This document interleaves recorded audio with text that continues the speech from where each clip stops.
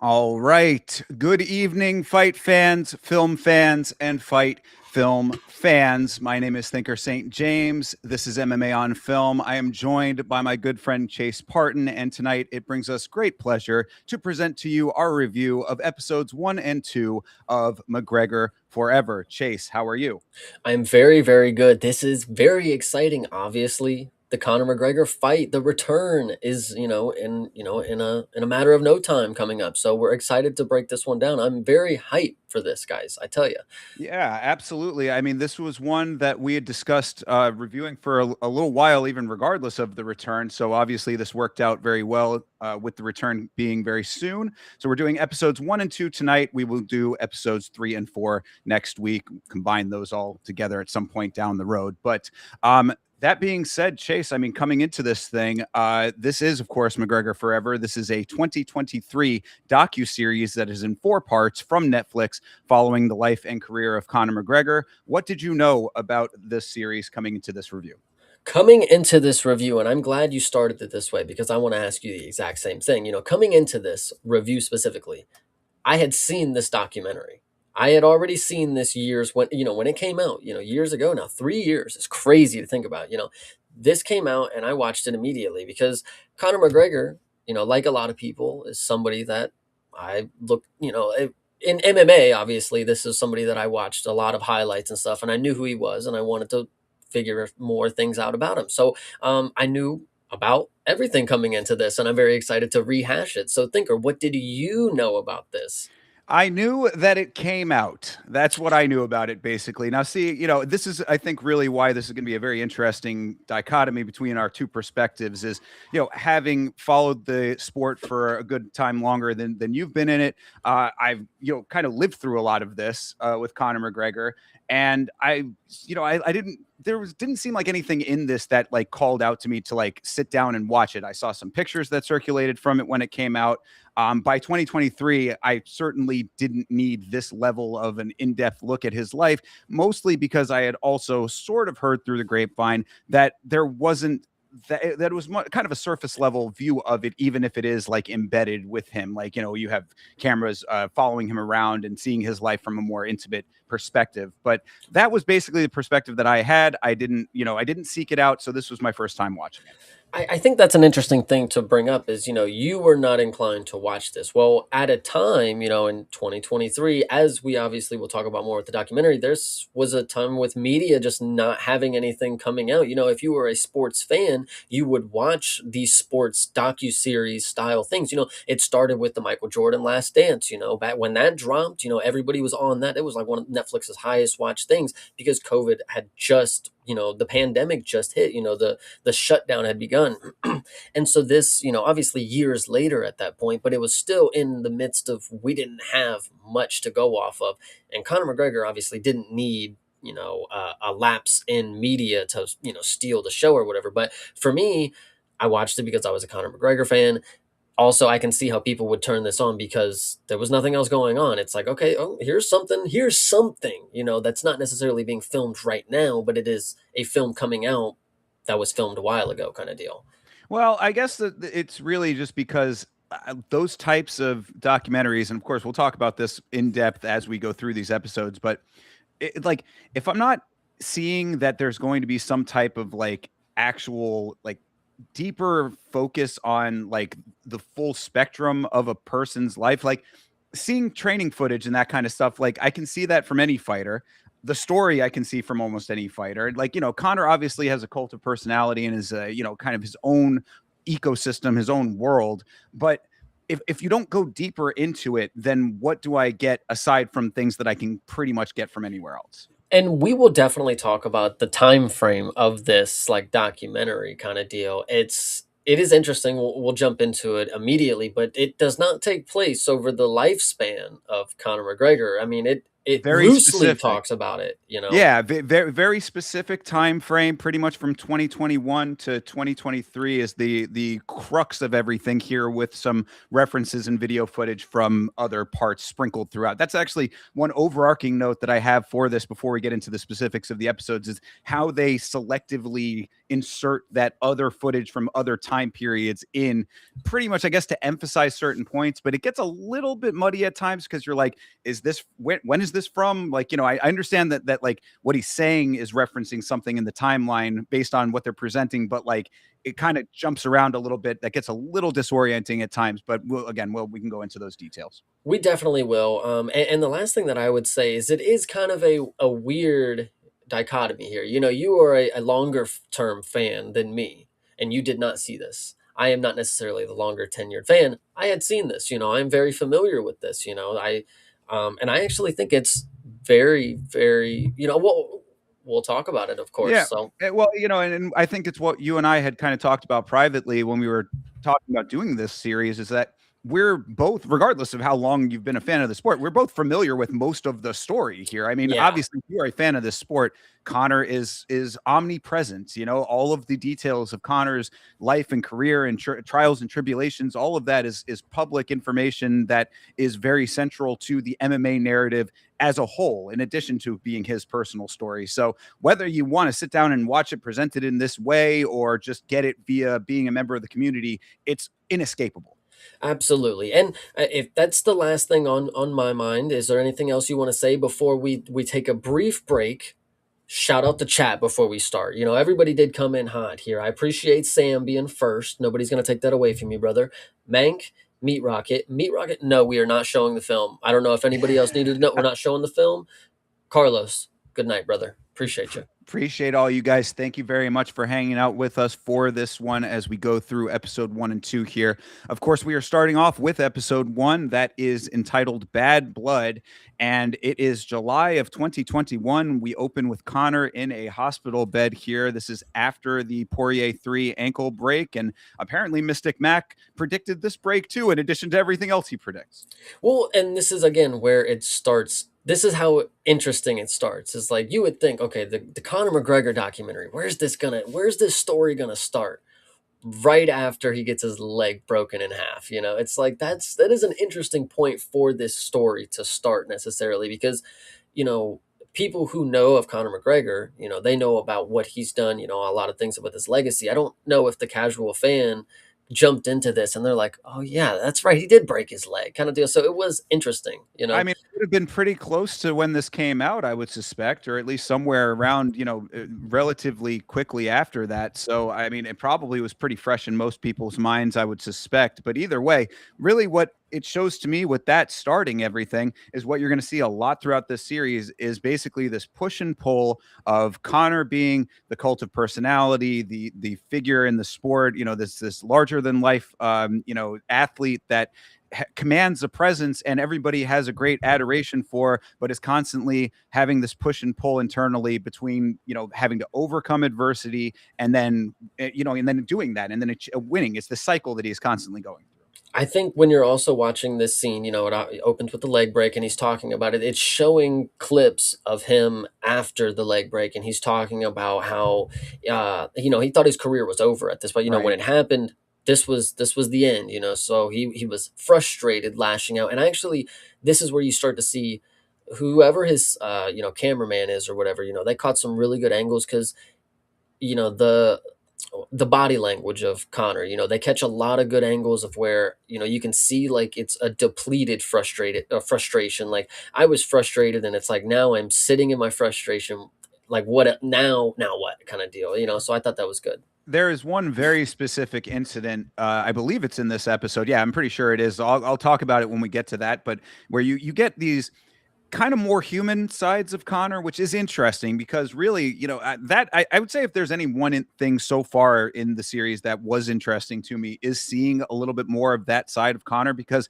forward facing, this is a person who really does not show any signs of weakness, really. I mean, like, we see it in the cage, we see it in his fighting at times or whatever, but like from a mental fortitude standpoint, this is one of the most confident human beings on planet Earth, and he really never breaks that. So to be able to see small portions of that was certainly interesting in this documentary.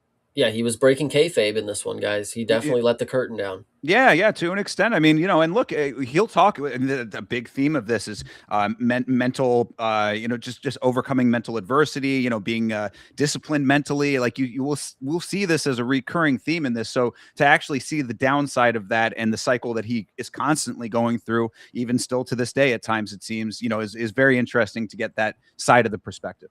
Absolutely. And then and then he drops the title card, or he drops the name of the series. He goes, but don't forget, McGregor Forever kind of deal.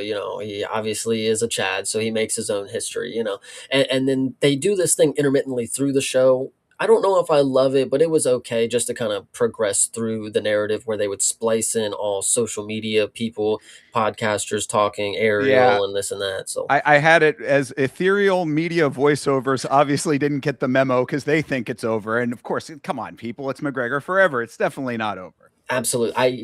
The way that I put it is and splice in the haters. You're right. That's the Yeah. way.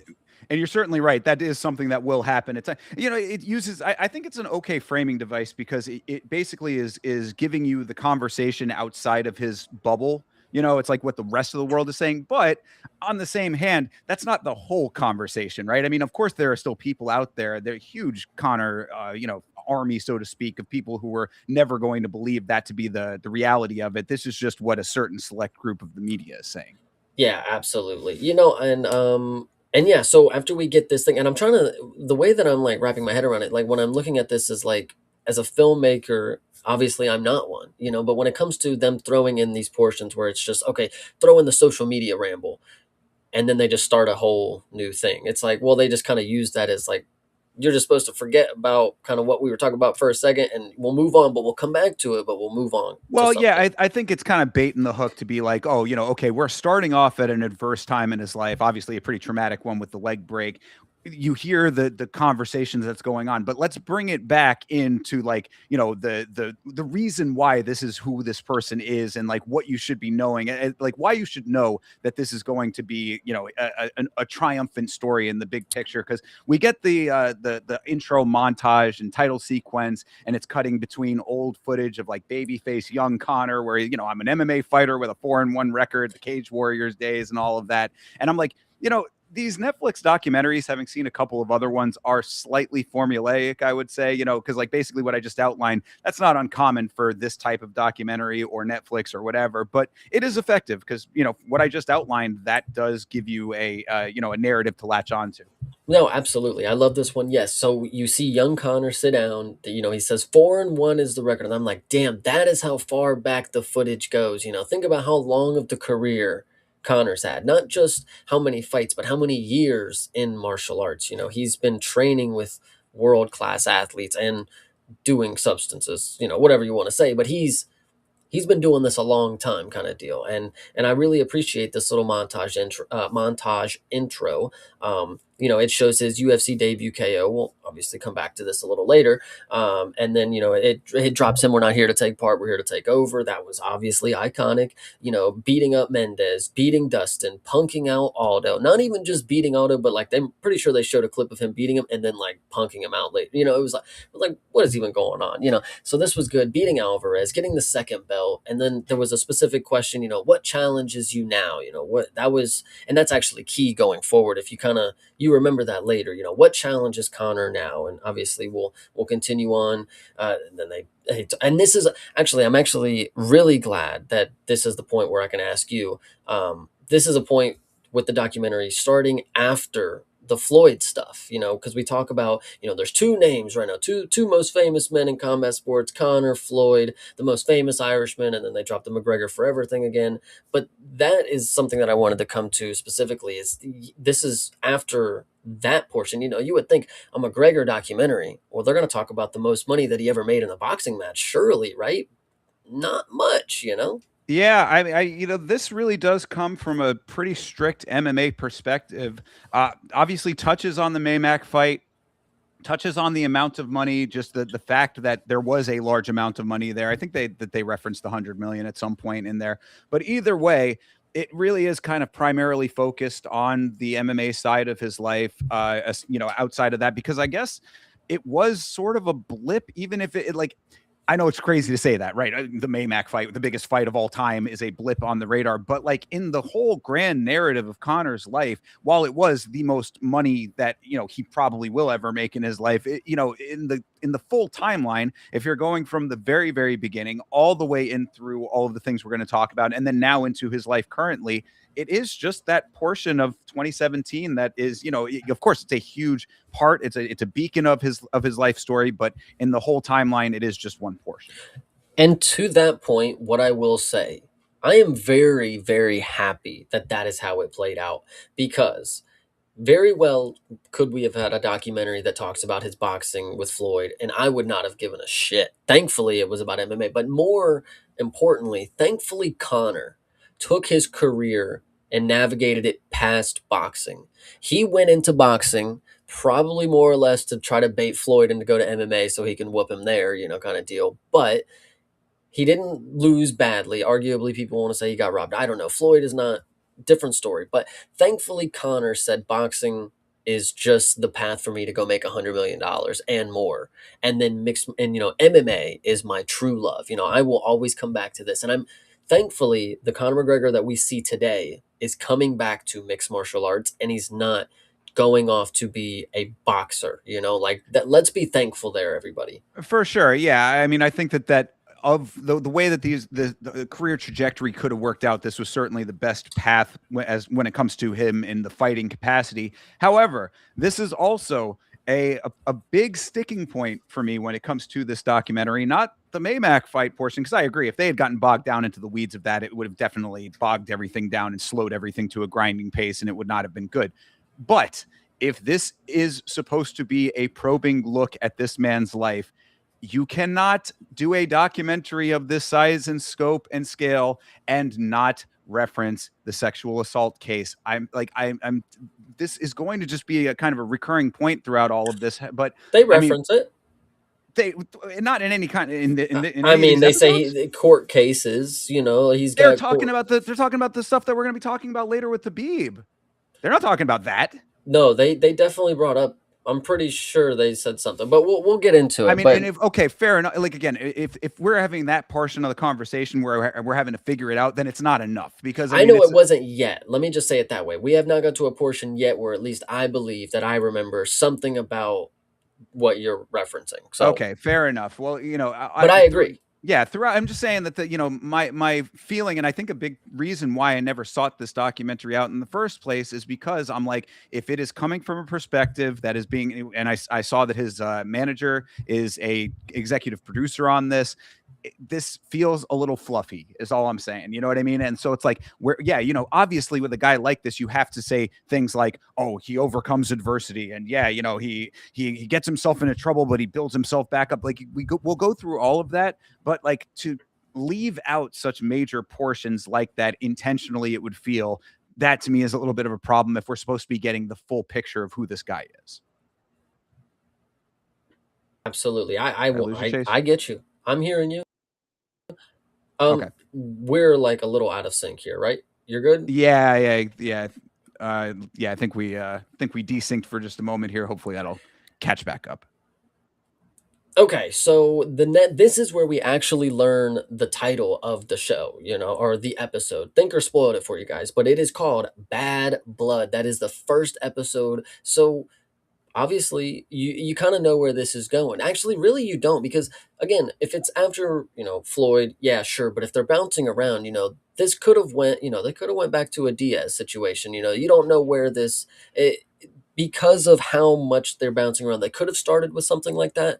I'm actually surprised they kind of didn't have a Diaz callback when it comes to this episode specifically, because I even think later in the episode he says something like, I've never lost in the UFC, and I'm like, hold on, brother, you got fucking choked out. Like, what are we talking about? So maybe it was a clip from before then, but I think they were missing a crucial point. Like this would actually maybe Diaz nobody co-signed to be in it kind of deal. I don't know, Could but be. Yeah, you are right about that. And they again, that goes back to them using clips to like illustrate other things, but like they don't necessarily line up. So it kind of gives you this hodgepodgey sort of impression of where you are in the timeline. yeah, absolutely. But where we are in the timeline is 11 months after Floyd Mayweather's fight with him. We are in Dublin, Ireland, and he's playing with Conor Jr. And I'm not gonna lie. No, well, Go I was ahead. just What gonna were you gonna say, say? we are there. That is absolutely true. We start off on a shot of his house, and I don't know if this is just a European thing, but did you notice like the roofs are a little bit strange? The house is like two big arrows that are going upwards, and the roofs come out very far. It's just an odd looking structure of this house. Again, like I said, maybe a European thing, Guys, and I'm getting a little in the weeds, but it just it was just something noticeable to me. what I was gonna say to this is you act like you know rich people's building True. structures. I don't know. This dude is uber rich. That's probably a super sturdy roof or You, something. you can't buy That's taste, I come on. guess.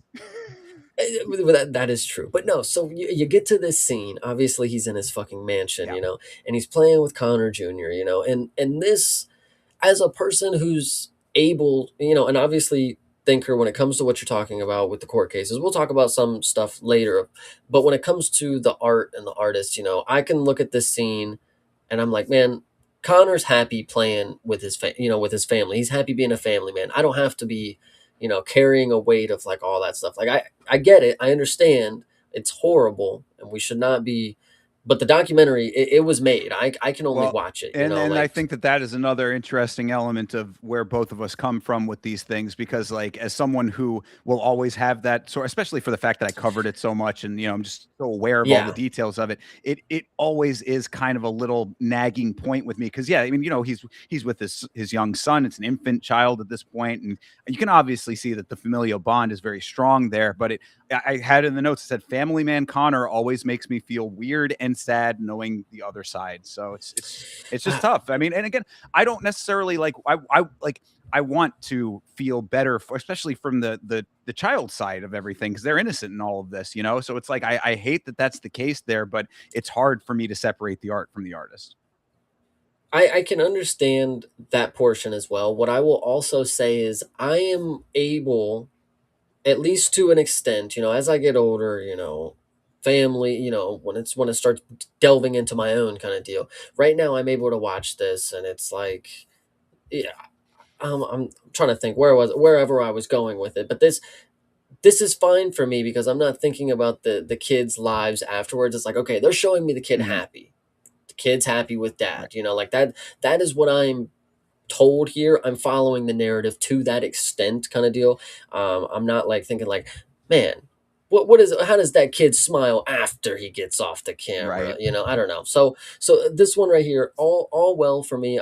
Him driving, the motorized car around with Connor Jr. Like that was a pretty fun part. Him hitting the bag with Connor Jr.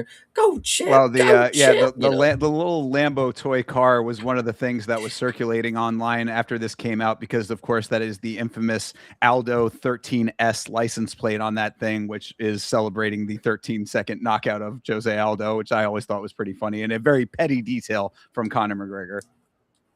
That is pretty funny that Connor Jr. is just rolling around with the 13S license plate, but nonetheless. So obviously we get shots of Connor and D. What's her name? Yep, D. D Devlin or something. Devlin. That is the at the time. Right. Fiance at the Long time time. fiance, of Yes. course. This was still in the fiance period, with which just recently ended. I mean, last year was when they finally tied the knot.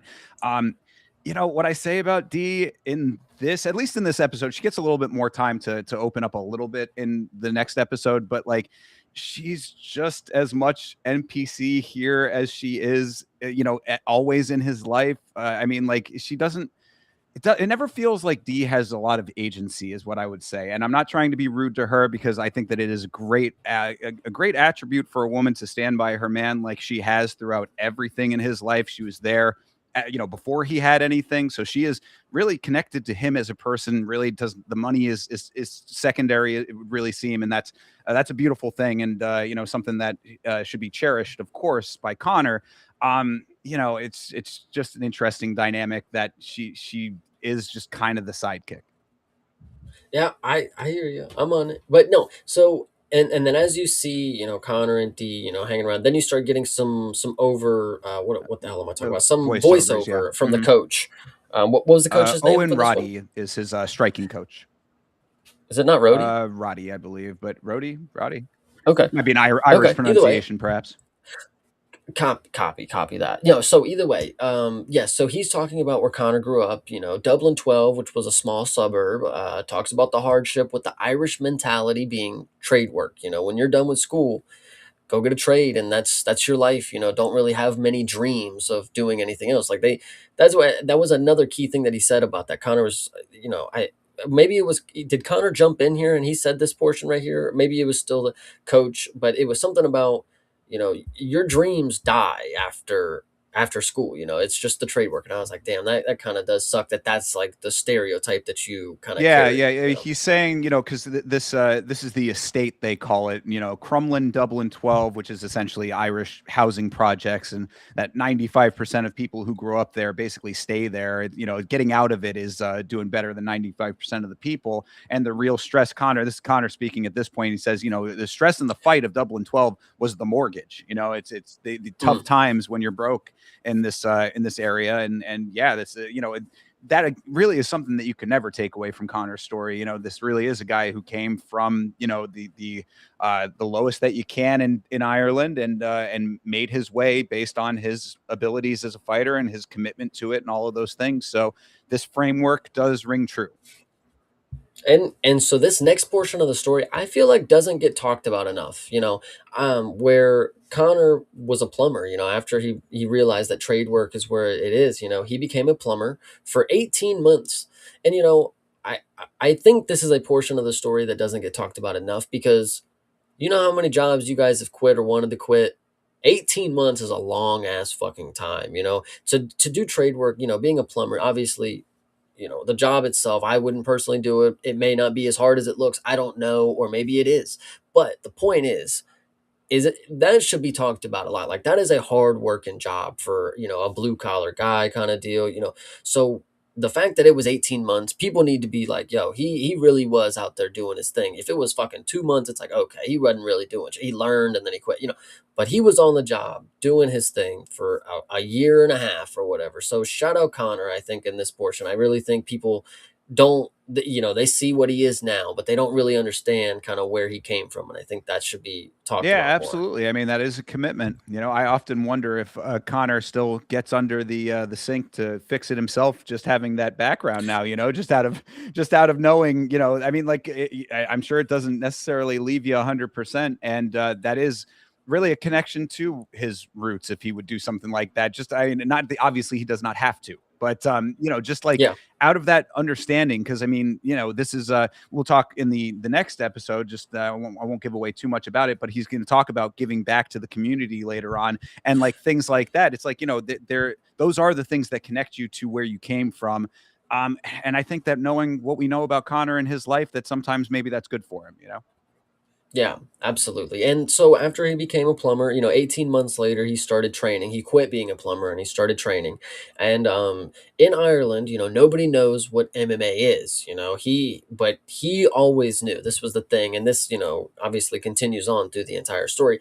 He told himself that he was always going to be, the next MMA guy. And I don't necessarily think always is the right terminology, because he started training at a certain age kind of deal. I don't know if it was like a young age, but like it wasn't necessarily enough time for you to be like, I always wanted to do this. He probably had other things on his mind, but that's just a nitpick here to the story. But the point is, he had always known MMA was going to be his way out of Yeah, well, I Ireland. mean, because that's an interesting element of all of this where it's like no one knew what MMA was in the country, right? And it's like that's somewhat real, but there had to have been some scene for Connor to even be able to get into it. And I did a little bit of research on this, and I said, who were the other major MMA fighters pre Connor?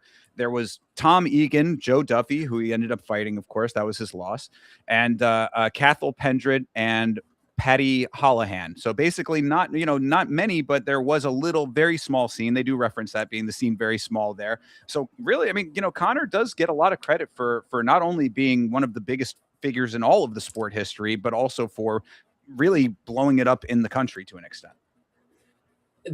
I'm gonna spoil it for later when he shows up, but I think also, you're looking at the Irish fighters. I don't know if necessarily that would have been his way in, was following in the footsteps of them. Obviously he was, but they show Gunnar Nelson later. Yes. That could have been, his kind of, if Gunner's been doing it as long as what I'm heard, he could probably have been his kind of not mentor, but cousin in the Yeah, well, I mean, sense kind of deal. SBG was already there when he joined it, so it's not like he founded that gym or anything. So there had to have been some Yeah. basis for it. And he talks about going to boxing gyms too. So I'm sure, like by osmosis over time, he, found out that this was a thing, obviously. But like really to think about where it was before Connor and then where it is now in the country, it's night and day difference, obviously.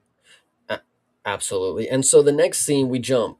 We jump after that. We get to a gender reveal party. Connor is, having a good time. They're figuring out how to pop the balloons real quick. Junior's just running around, champ, and they pop the balloon. And what do you guys know? It's going to be a girl.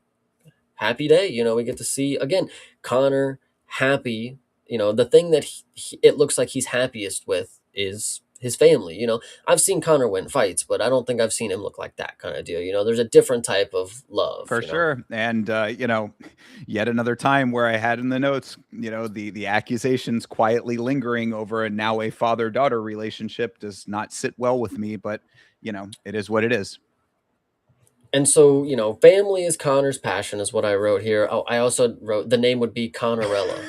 There you go. Connorella, love it. Um, And then and then I think it might have been the coach who came over top again. Connor has it all and he still wants to prove something, So that was key. Another thing that obviously continues on through the Sure. story. He's never gonna shy away from a fight. And then this is where we get our bad blood situation. So I had talked previously about, why I believe that Dustin Poirier is one of Conor McGregor's best friends is because he gets a fucking cool title card and a whole episode.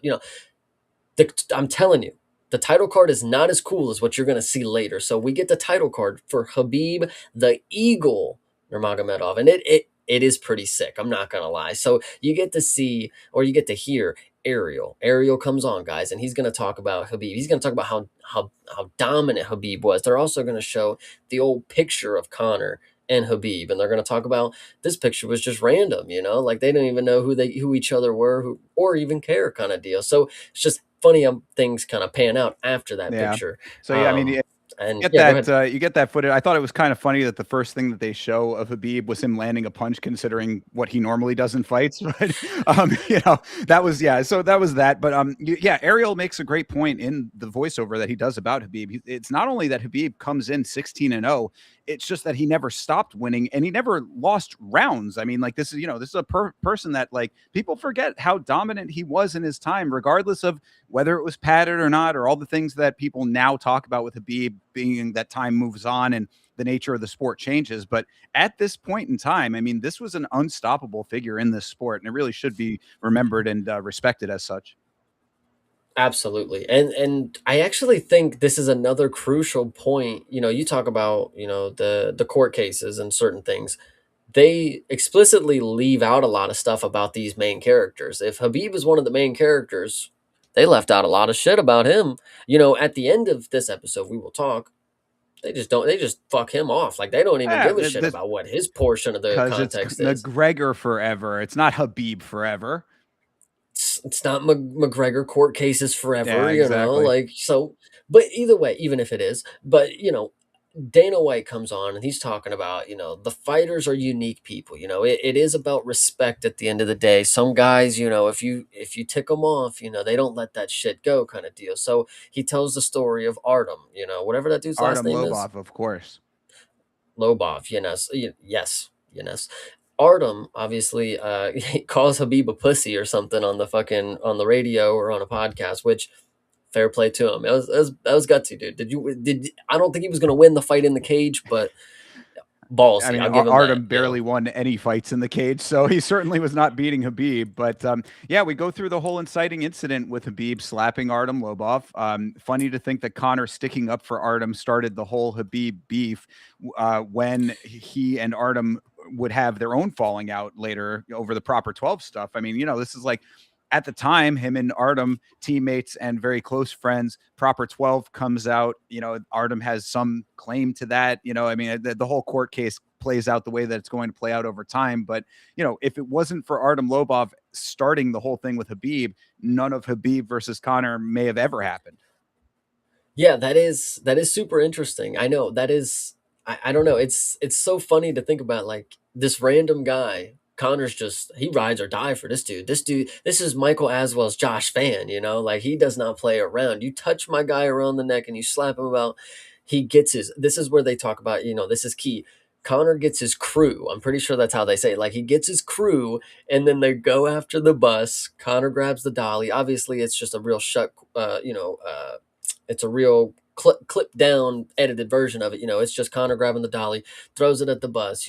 Easy does it, and then we go to court.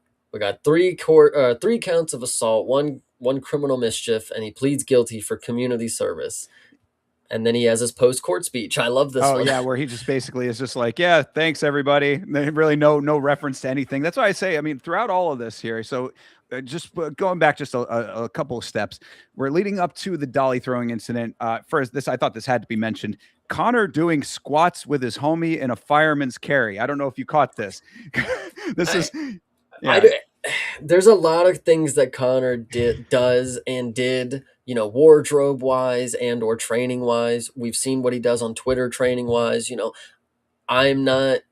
You just got to move past. This is what rich I people guess do. so. Yeah, Like not quite touch button the park, but not too far off with that. But really, what I needed to say here mostly was this is certainly the height of untouchable Connor, and the post court speech certainly references that as well. This is like cocaine and the knowledge that he'd get a slap on the wrist. Why not throw a dolly through the window and traumatize Rose Namajunas for life? It's like there were no consequences for Connor at this time. So you get that exact speech that you're talking about. Yeah, thanks for all the support, everybody. Walk off, no questions answered.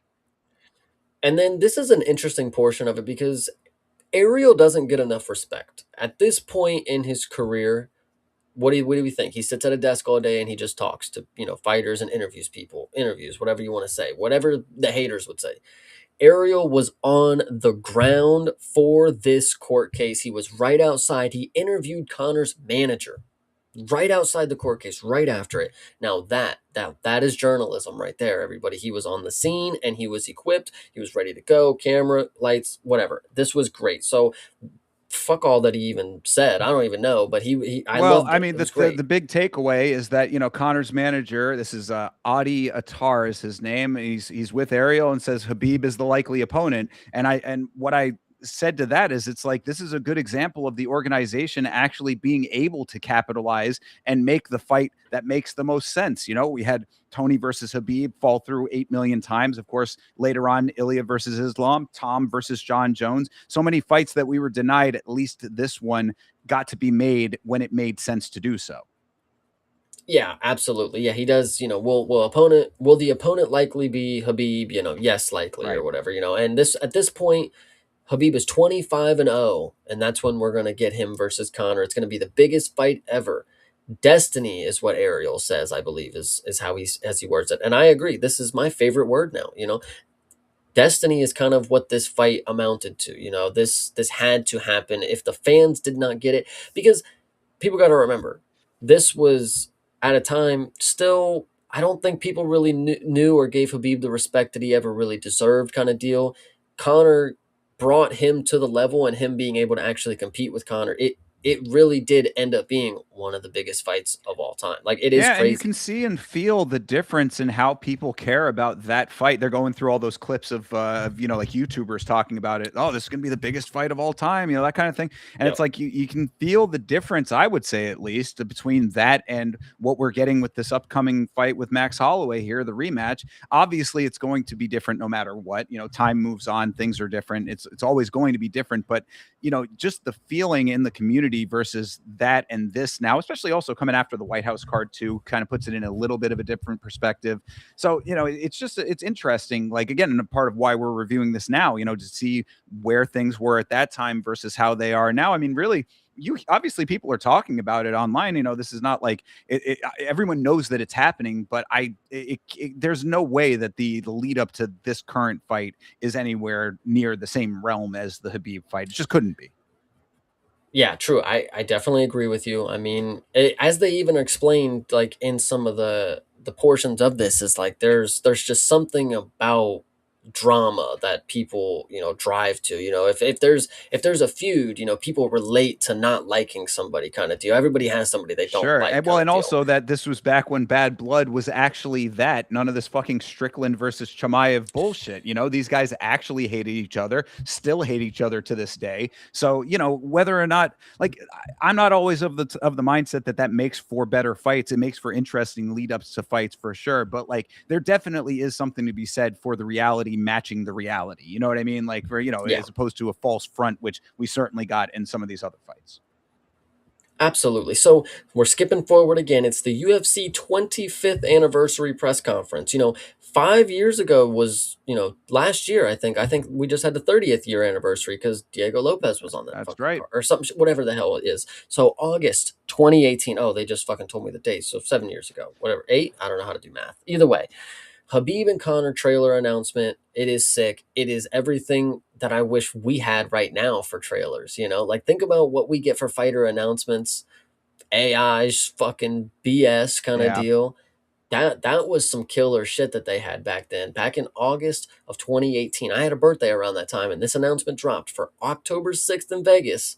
Connor versus Habib. And then cue the social media chatter again. This is great. Yeah, just I mean, more of exactly what I was just talking about. People speculating about how big this fight was going to be, and really, I mean, you go back to that time period. It lived up to it. I mean, this certainly was that. I mean, I remember watching this fight. This was way before Yama, of course.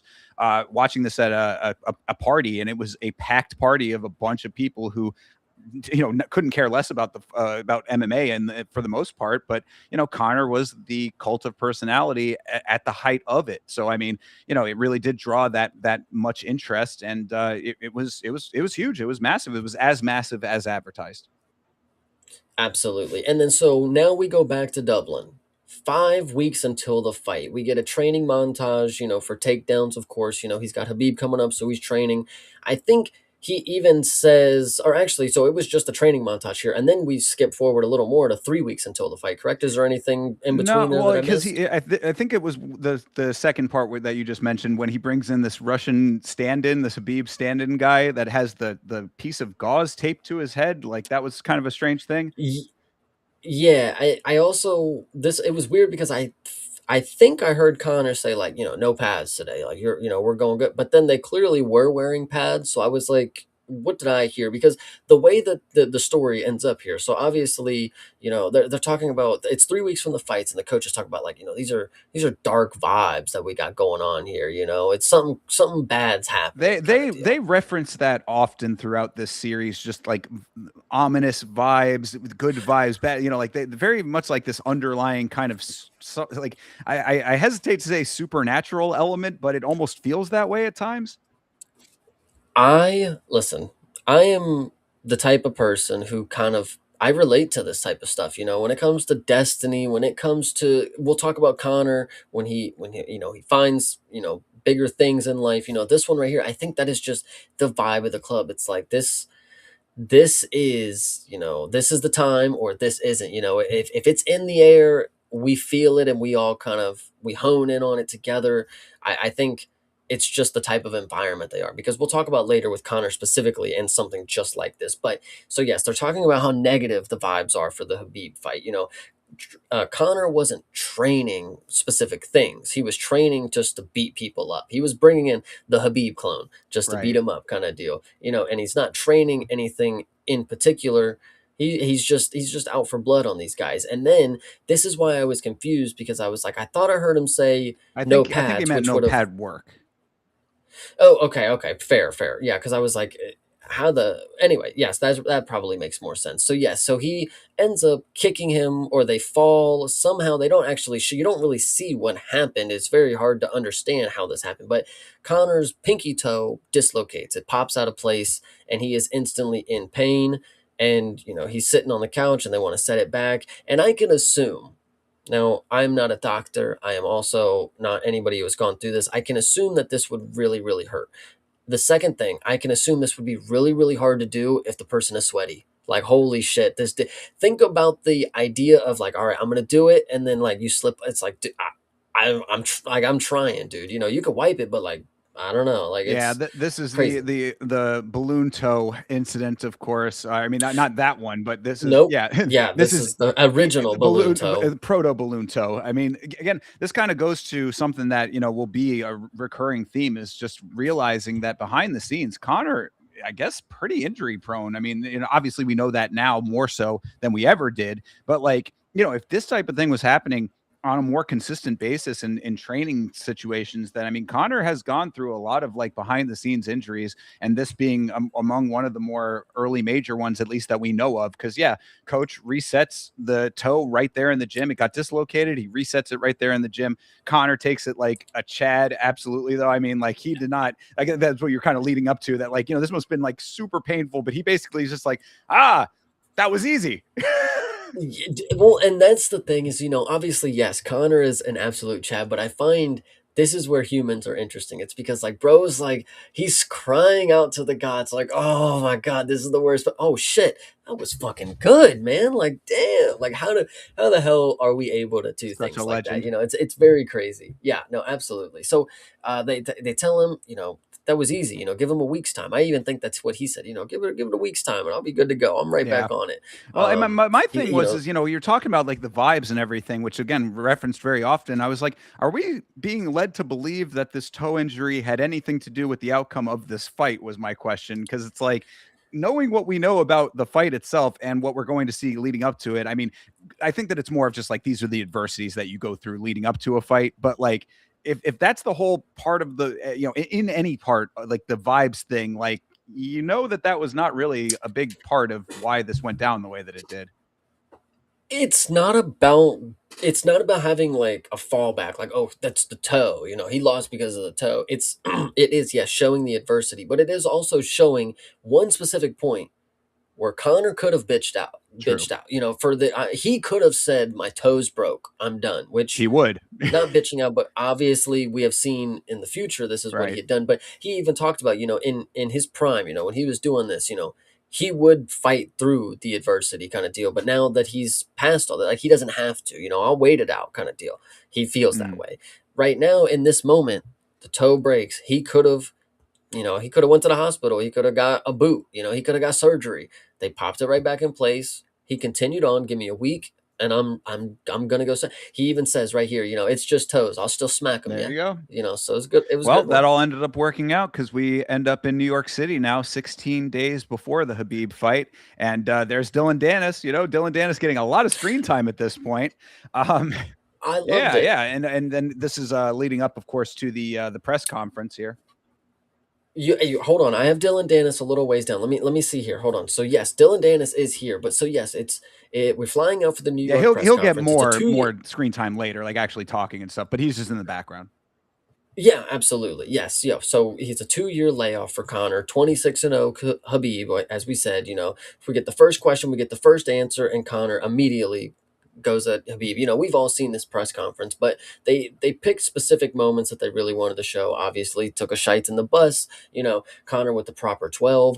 They didn't show the part of him trying to give Habib the Yeah, well, drink. see, I mean, they, like you said, very selective about the things that they do and do not show in this. But this was one of the more epic press performances from Conor at the time. Of course, I mean, Proper 12 playing a big supporting role in the whole thing, that being a part of it, and then him taking the shot there on stage. I said Aljamain Sterling and his rum could never dream of this level of promotion. But yeah, and Habib just sitting there taking all of it. I remember this very clearly when it all happened, and yeah, it was quite the spectacle. Aged pretty crazy, didn't Yeah, it? absolutely, to be sure. And I'm actually even more surprised with how it turned out that they did a face off. Like they did a legitimate face off the first time. Connor was, Habib obviously was chill. Connor was in his face. He was sniffing Said him and blue shit. lips. I It, can see blue lips is what he said, and I was like, I didn't get it at first, and I was like, wait, oh, because he's gonna be okay, he's gonna be a corpse. Gotcha. Okay, now it makes sense, but I didn't get it at first. Gotcha. Yeah, I was no, I was thinking like oxygen. Like, oh, he's like, whatever. I don't know. Connor with the mind games. Great. So then they wrap, they do the face off, and then this is actually a really good part of it because you just saw Connor go completely Mhm. mad. He's doing his whole thing against Veep, goes outside, fucking parties with the crowd, just fucking loves it. Crowd is outside. People are outside of the venue just waiting to get an opportunity to see Connor, knowing that they never do it. But here he does bust out the fucking back door, coming to celebrate, sign autographs, drink proper 12, and then he gets in this fucking Lamborghini like the Joker and just Well, and this is also juxtaposed with a voiceover who I believe is Luke Thomas speaking, and he's saying that he's talking about how dark the presser was, and says the quote, "This is what it looks like when the king goes mad." And I was like, all right, Luke Thomas, or a Luke Thomas like person. I said it might have been that, but the fans ate it up, and that's what you're talking about there. Absolutely. And so then we go to Las Vegas, 15 days until the fight. We're checking the toes.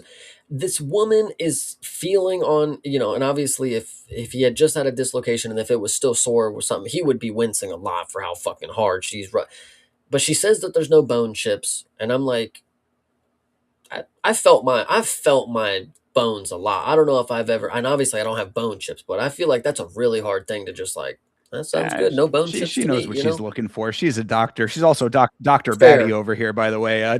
Dr. True. Heather Linden, I guess, is the PI, specialist there that was attending to him, and you certainly do worse. Yeah, absolutely. And then she tells him, training, you're going to train in shoes. You should probably train in shoes for the remainder of the camp or whatever. And this is where I noticed Dylan Dennis because he's sitting there and he's chilling, and I'm like, holy shit, what a fucking time to think about. I said, what a foreshadow for his career up until now. Like, how did that guy?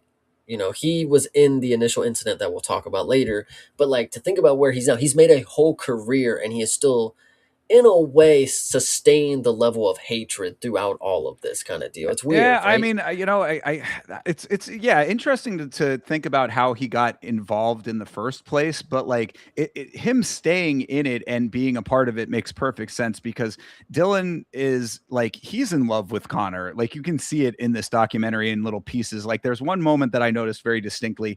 They were, I think, rolling, or they were coming up off the ground, and Dylan he does these like little like good job pats to Connor, like one on the leg, and then he does a second one where it's like he's trying to like get one back from Connor. Connor just stands up and walks away, and then Dylan sort of just like looks at him longingly. I was like, this dude, you can definitely like see that Dylan is wrapped up in Connor mania, and it tracks.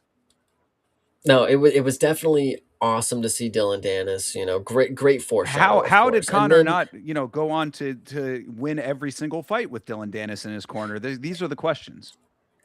it definitely does ask questions. But so we get Connor training montage with Dylan Dennis probably, and then they specifically bring up the point where they're like, here's a picture of Habib at 155, and here's a picture of Connor at 155, and Connor's like, you see this? You see that?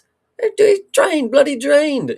So that was a pretty We funny also point. saw at this point too, the power cube makes an appearance. I don't know if you noticed this, and I had to look it up because they showed the readouts of it. So sad to say, Joe Pfeiffer 181,000 on the power cube, Francis Ngannou 129,000 on the power cube, Conor McGregor 42,027 on the power cube. Yeah, Oof, quite the differential. Jesus. I mean, I don't know if he was going super hard on it or whatever, but I did think it was kind of look. They showed it. Is all I'm saying. You know, True, absolutely. No, that is it was no, they were gauging his in different had to have metrics. They, you know, it was his yeah. European, Obviously, it was in right? McGregor's. He obviously has created his own metric His own now. unit of measurement. Yes, and so there's a portion I believe Connor is talking after the hard training, and he's like, I've fallen out of love with this, but I feel like I'm really back. I feel like this is what I've needed to get back into it. And we obviously have heard everybody else say these are like horrible vibes. This is not necessarily the Connor that we want. We whatever. He's not smiling as much. He's beating up his teammates.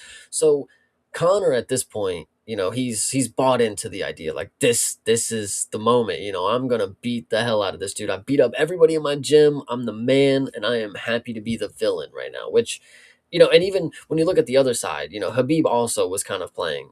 They both ended up being villains in this Well, story, which is kind of and it interesting was as well. the thing that like I fall back to when it comes to that point again with these dark energies and all this kind of stuff and how ominous the camp is. This is like a framework of the documentary because we know what happened in the fight. You got wrestle fucked by the wrestle fuck king. This is like we're not talking about any kind of supernatural thing here. It literally happened to everyone else that Habib fought. So like I understand like this sort of presentation element of it, but like if you break down the actual reality, I think that's kind of different from what they're trying to display to you in this documentary. Oh no, absolutely. And so now we are 1 week until the fight. Connor's foot feels good. He's walking into the PI. I think it was the PI. I could be wrong, but he walked into a gym because he's now, he's still in Vegas or whatever. Training complete. He's just trying to keep loose. They splice in some more old Connor clips of him talking about, I feel the energy of the crowd. I think she asked him like, was this when she asked like, what's your emotion or whatever? What do you feel? Something like that. He goes out there and feels the energy of the crowd. He's not here to sell the fight.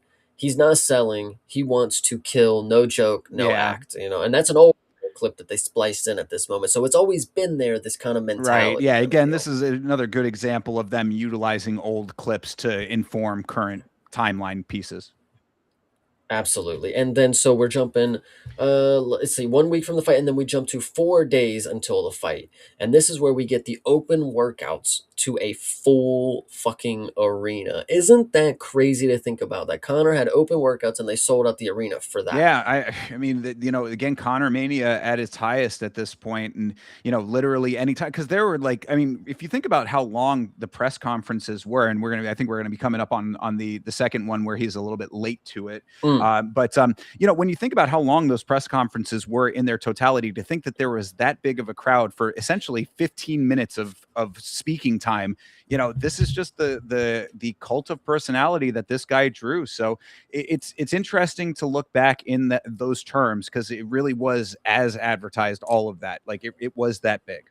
absolutely. And so much like today, the questions that were being asked, he's been out for so long, which Connor shows up, this is after boxing, this is after, all this other shit, time off, so anything to think on that thinking? Well, I thought that it was kind of cool from a filmmaking standpoint that that little shot of the Vegas Strip where they superimposed the commentators on like the buildings and stuff. I don't know if you noticed that there was like, Mm, they're kind of doing a sweeping shot of the Vegas Strip and it's like, Ariel will be over here and this person over here, like just kind of like on billboards and stuff. I thought that was kind of like a cool little way to present that information. And also, damn, Uncle Chael getting the Habib call correct. I was like, geez, Uncle Chael with the never a correct take ever in life. He called this one correctly. Amazing.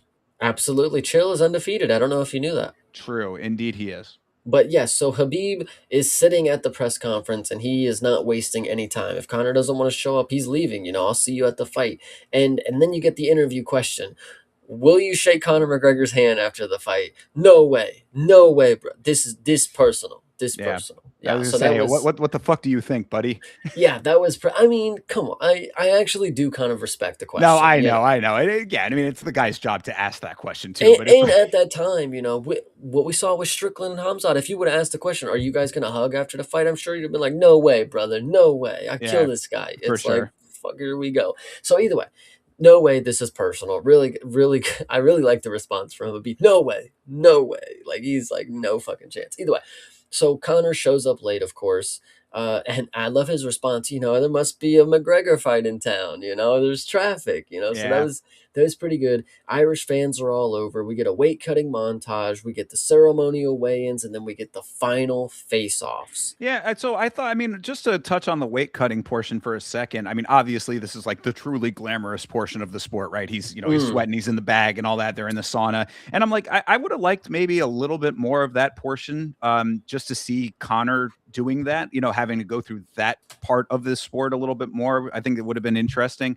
I don't think it was like obviously he didn't have any like traumatic things happen in that weight cut, or they probably would have shown it, but like just because of this being, all MMA centric from Connor's life, I think that might have been something more interesting to show a little bit more of. But, regardless, like you say, we move on from that pretty quickly. And he does drop the line, fuck peace. This is never over.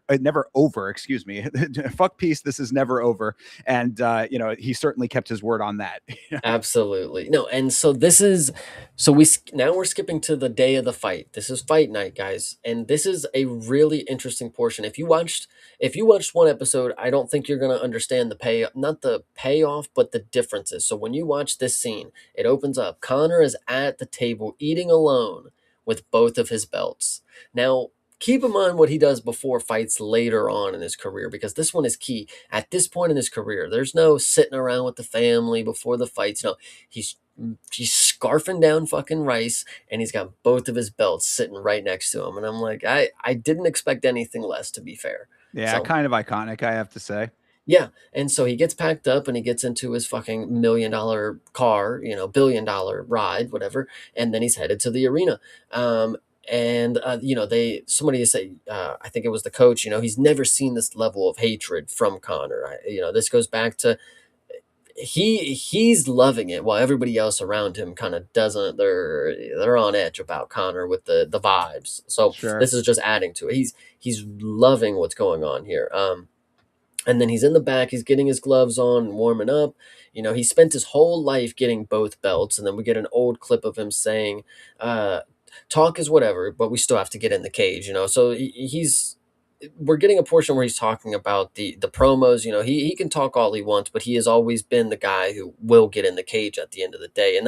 And he even talks about martial arts at a specific point, not just this fight itself and talking itself, but getting in the cage and having the respect right there for somebody. Even Connor at this point was talking about getting in the cage with Habib was a respectful act. Both of them, like that is the beauty of martial arts, is that we could both do this together, kind of deal. Like, so that is an interesting point here. As much as he wanted to believe that this is the most that he hated in this, but deep down he still understands that it's martial arts. This is competition, beauty at the end of the day for that. So Yeah, and I can appreciate that. I think that is a very true and should always be recognized as a major part of this sport. For all of the elements of socio-political things that go on around the world. We've got every country pretty much represented in mixed martial arts in some way, shape, or form. But this brings us together for legitimate competition, and I think it's a net positive in that regard. We're not out here killing each other for real, for real. We're out here, settling differences perhaps, and respectfully competing against one another. I think that is a good thing. absolutely, in theory. I mean, obviously it plays out a little differently than that, but Of yes. course, And yeah. then Well, and that right there actually is a good example of something that I'll talk a good amount in the next episode about, where Connor has a lot of the right things to say at the right times, and then the reality of the situations doesn't always match up. well, right things to say at the right time. Chael comes in with a bar, or I think Connor maybe even quotes Chael this portion. He's like, what did Chael say? He said, I'll whoop God too, kind of deal. So that was a pretty funny one. Like, that made me laugh. But so now the stage is set. Connor walks out. Bruce drops the iconic, notorious Conor McGregor.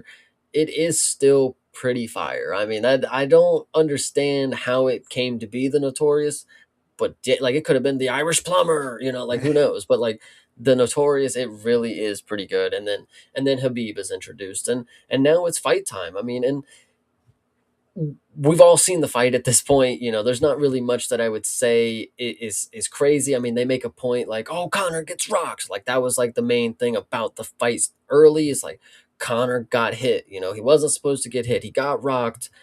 He gets taken down, smashed a bit. Round three starts, and this is they're Habib is looking more tired than ever. This is we've never seen him look like this. Connor, they're trying to make it seem like, again, because you go back to how dominant Habib was. He's never lost a round. They're portraying this as like Connor was the man to get rounds off of him, kind of deal, or whatever the story is. So Oh, for I, sure. Yeah. I kind of liked it. It was a good it was a good story narrative. If I'm invested in it, this is good for me. Yeah, they do a nice job of breaking it down round by round in very very succinct chunks. So you get round one where Connor gets laid on pretty much. Anik drops the classic "every round begins on the feet." Iconic as every time he says it.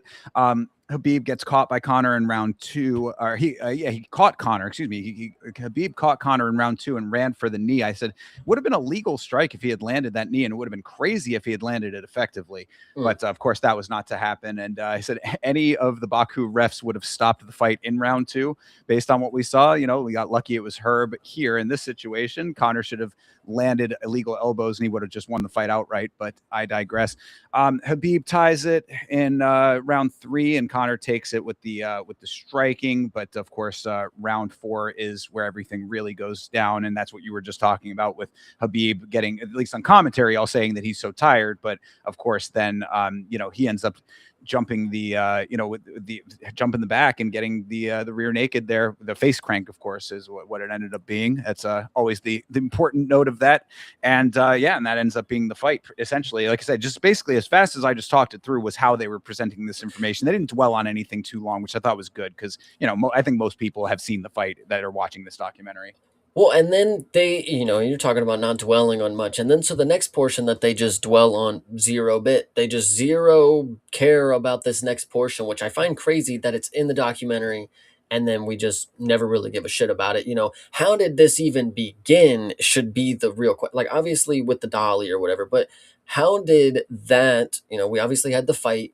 How did that turn to we're gonna jump over the cage and jump Dylan Dennis? It's like where did that portion of the story go? That Like, it's so funny that you say it that way too, because yes, I have in the notes. Habib gets the win, jumps the fence, does the Mortal Kombat 2 flying kick to Dylan Dennis, and I said it's funny the way they edited it because Dylan doesn't really do anything to provoke it, so it's really a why fuck me for a moment. yeah, no, yeah, he jumps in. I love the kick. He obviously jumps, does the and again we go back to Dylan Dennis of just where his career is now. He started with Habib here. Habib jumps the cage and comes to him because, again, in the story, we have no idea what Dylan Dennis has done. Like, he is just some guy. He's just a training partner.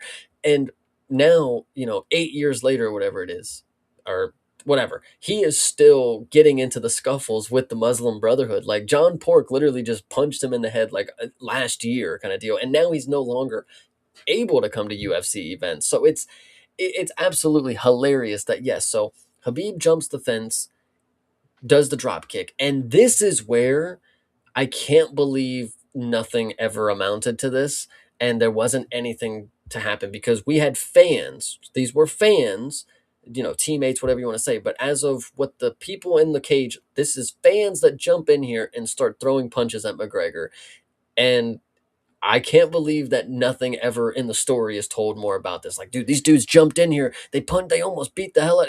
And then we go to the back and it's like, man, McGregor's really sad that he lost. It's like, brother, I want to know who these people were. They need to go to jail. Like, what the Yeah, well, fuck? I mean, in the reality of the like life outside of this documentary, of course, a lot of stuff happened because of this. But in the documentary, it was I thought actually kind of an interesting choice from a filmmaker standpoint because really what it signaled to me, because what we cut to there is McGregor in the back and he's watching Bruce announce the outcome of the fight. He's watching the fight announcement from backstage because he had been whisked away, as everybody's attacking each other and whatnot. He gets shuffled off to the back. And so watching Bruce announce the outcome, excuse me, watching Connor, watching Bruce announce the outcome and letting it sink in that he is defeated in this moment. That is the moment I referenced earlier where you really get this rare glimpse of, Connor like letting it sink in that he did not win the fight and just feeling crushed and defeated. And it's kind of rare that you ever see that from Connor. You don't see that side of Connor almost ever. So I thought that was kind of to say not only, that this was what was the reality of that moment, but also to say that the post fight scuffle stuff didn't really matter in the big picture to Conor, because like the win was what mattered to Conor, and he did not get that. And of course, Dana's going to come in and talk to him about that, and he'll basically say as much. But I thought, again, from a filmmaking standpoint, it kind of made sense because all that other stuff is just extra, you know?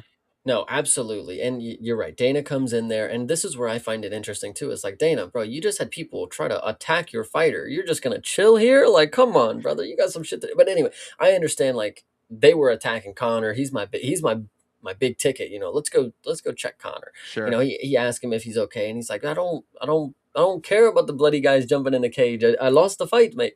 You know, and Dana's like, all right, let me know if you need anything, couple $1 million, whatever, like, just let me know, so shakes his hand, leaves. And this is the part that, again,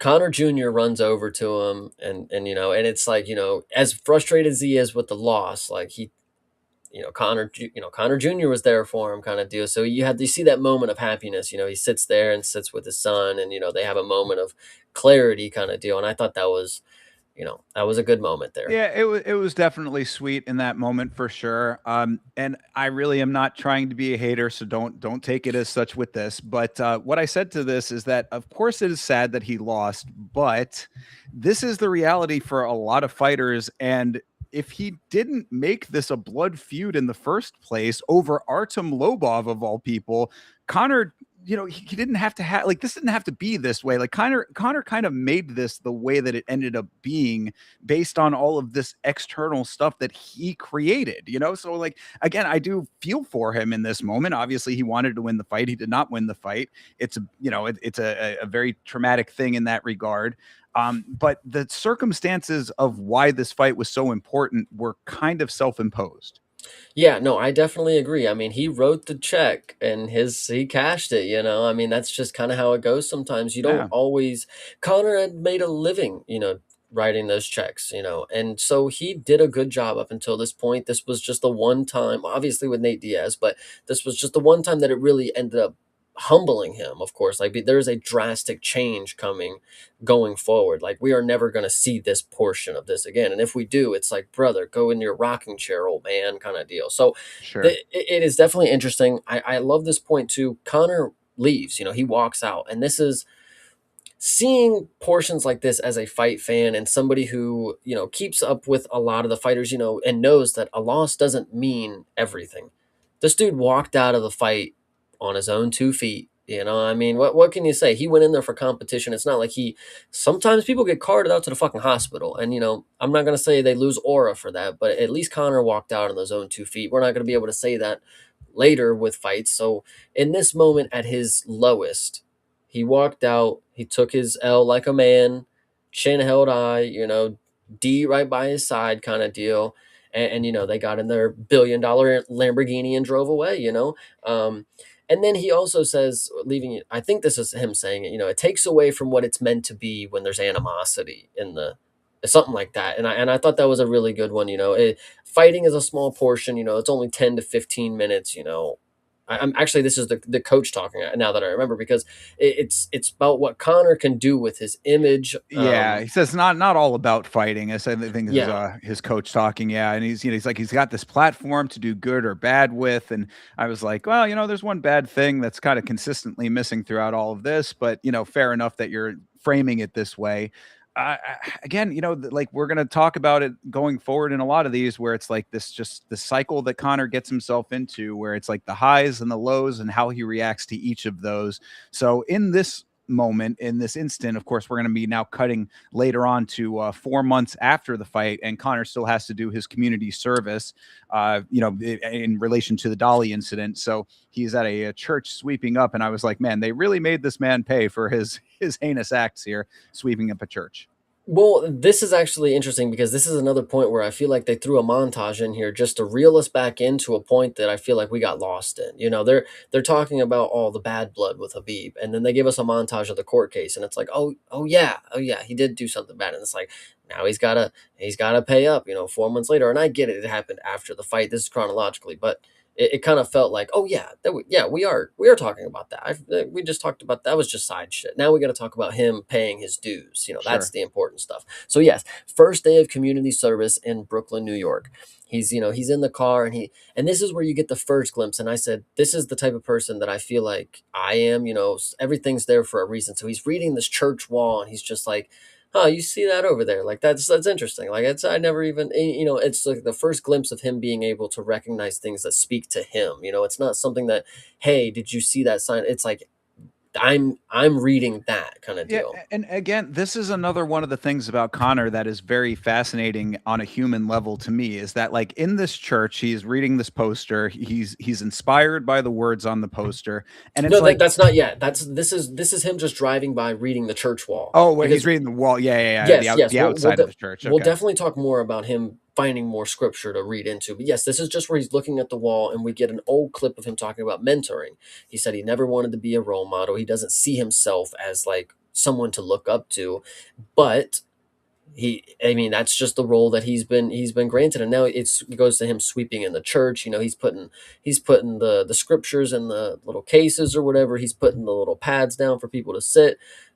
It doesn't look like the craziest thing. I mean, for a person Yeah, who should be serving community service, I would have loved to see him on the side of the goddamn highway. I was say But slap on the wrist at best. either way, so yes, he's everyone sees what Connor is doing, good or bad. It's always going to be in the spotlight. So that's another main thing. And this is where he reads the poster. And this was a weird looking poster. Am I like I don't know what it was. It It was seemed like a like it was like a bunch of people's faces, and then I guess it had like text underneath it. yeah.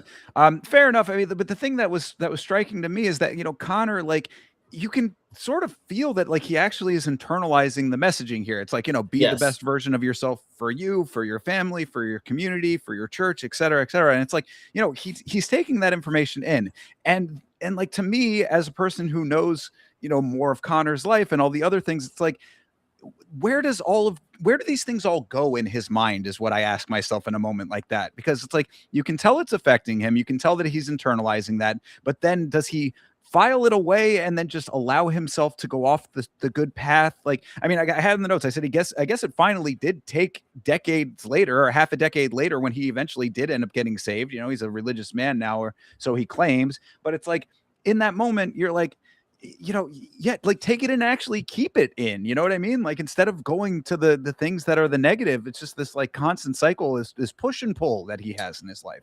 Absolutely. And so he keeps, he sees more things that are speaking to him. Everything is like divine intervention at this point. Like Right. he is feeling the moment. He's talking with the church people. He's like, "Man, when I came in here, I really thought this was going to suck. Like I thought this was going to be horrible, but you guys are cool. This was a really uplifting experience for me." He felt that, what he did in the past, it led to this moment right here. And that's something that, again, Connor's just feeling he is a very spiritual person. Whether he's religious at the time or is religious now, he had always felt like there was something guiding him towards something. So that it is very interesting to see. Like I said, he's talking with the people at the church. He's changed his mind. Like these are things that are like opening his third eye, whatever you would say. So we go back to the church, and he's telling him how much this means to him and that he's sad he has to go.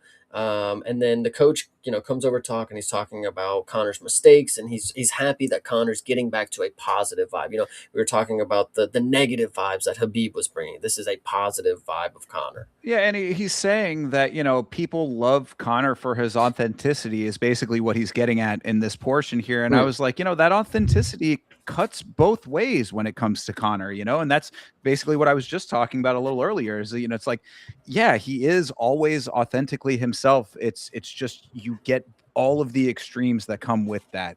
And then also interspersed with all of this at this point is also when his baby daughter is born. So, Yes. this is like all kind of an interesting dynamic that you have here after the loss, now with the community service and this kind of connection to religion, the birth of his daughter. It's like a lot of different elements kind of coalescing at the end of this episode. Absolutely. And then so now we're skipping 5 months after the fight. He's saying that he was caught not taking it serious enough. Like this is what his career is. This is his life. He's not gonna ever slip up again. He wants to show that martial arts. He's all in to martial arts. And then we obviously get more social media splice ins about talking how washed Conor McGregor is. What are the deals around Conor, blah blah blah. We get Ariel talking about the doubt that people have in Conor.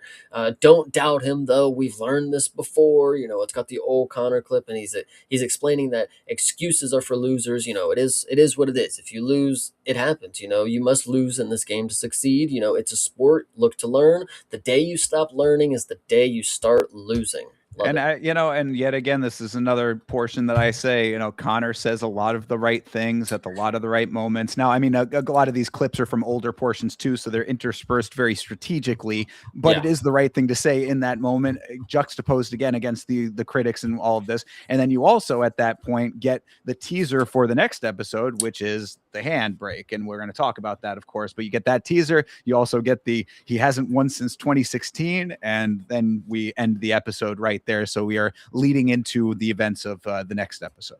Absolutely. Yeah. So do you want to do a break on see if we want to talk about episode 1? Do we just want to roll Yeah, into well, episode 2 or sure. I mean, I have an overall review of, how I felt about it. So yeah, break it down. Chase, what did you think of episode 1 after talking it through here? I thought episode 1, once you get past the interesting starting point of the McGregor documentary, I feel like it is very, very good for a first episode to jump you right in. They start with the biggest hits, kind of deal. I find it's to start with this one. Obviously, chronologically, they're progressing. But to start with this one, you would have thought this would have been the last episode, like oh the big fight. This is his biggest fight ever. That's going to be the final episode. But no, they give what you want first. They want to draw you in and hook you because they'll give the casual viewers the biggest thing, and then if you're a real fan, you'll go on and watch the other ones. So I respect it. I like this first episode. Yeah, again, I feel like I'm going to be the bad guy in a lot of this review, but I found this to be boring. I think that this was a sanitized look at Connor's life, focusing on his quote unquote struggles when all it is more of a detailed version of a UFC embedded episode.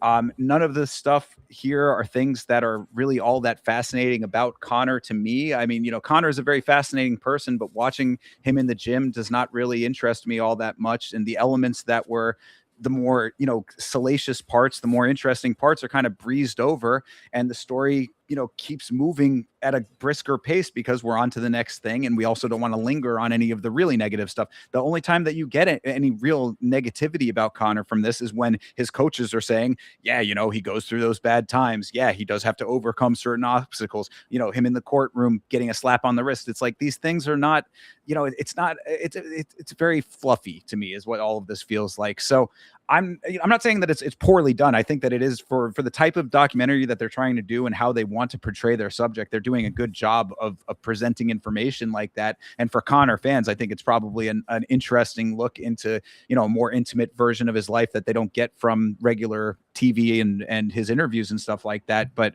I don't know. For me personally, I would like to have seen the closer to the actual reality than what I think this is giving me. I think the ending of the episode really kind of brought it there for me. Like, I mean, the Habib stuff is cool, whatever. The beginning is fine, after the surgery, cool. The ending where you're really seeing a side of Connor that I feel like it spoke to me. Like, things were speaking to him, and that was resonating with me, kind of deal. So I think the ending really kind of that's where I bought in. Like, man, Connor isn't.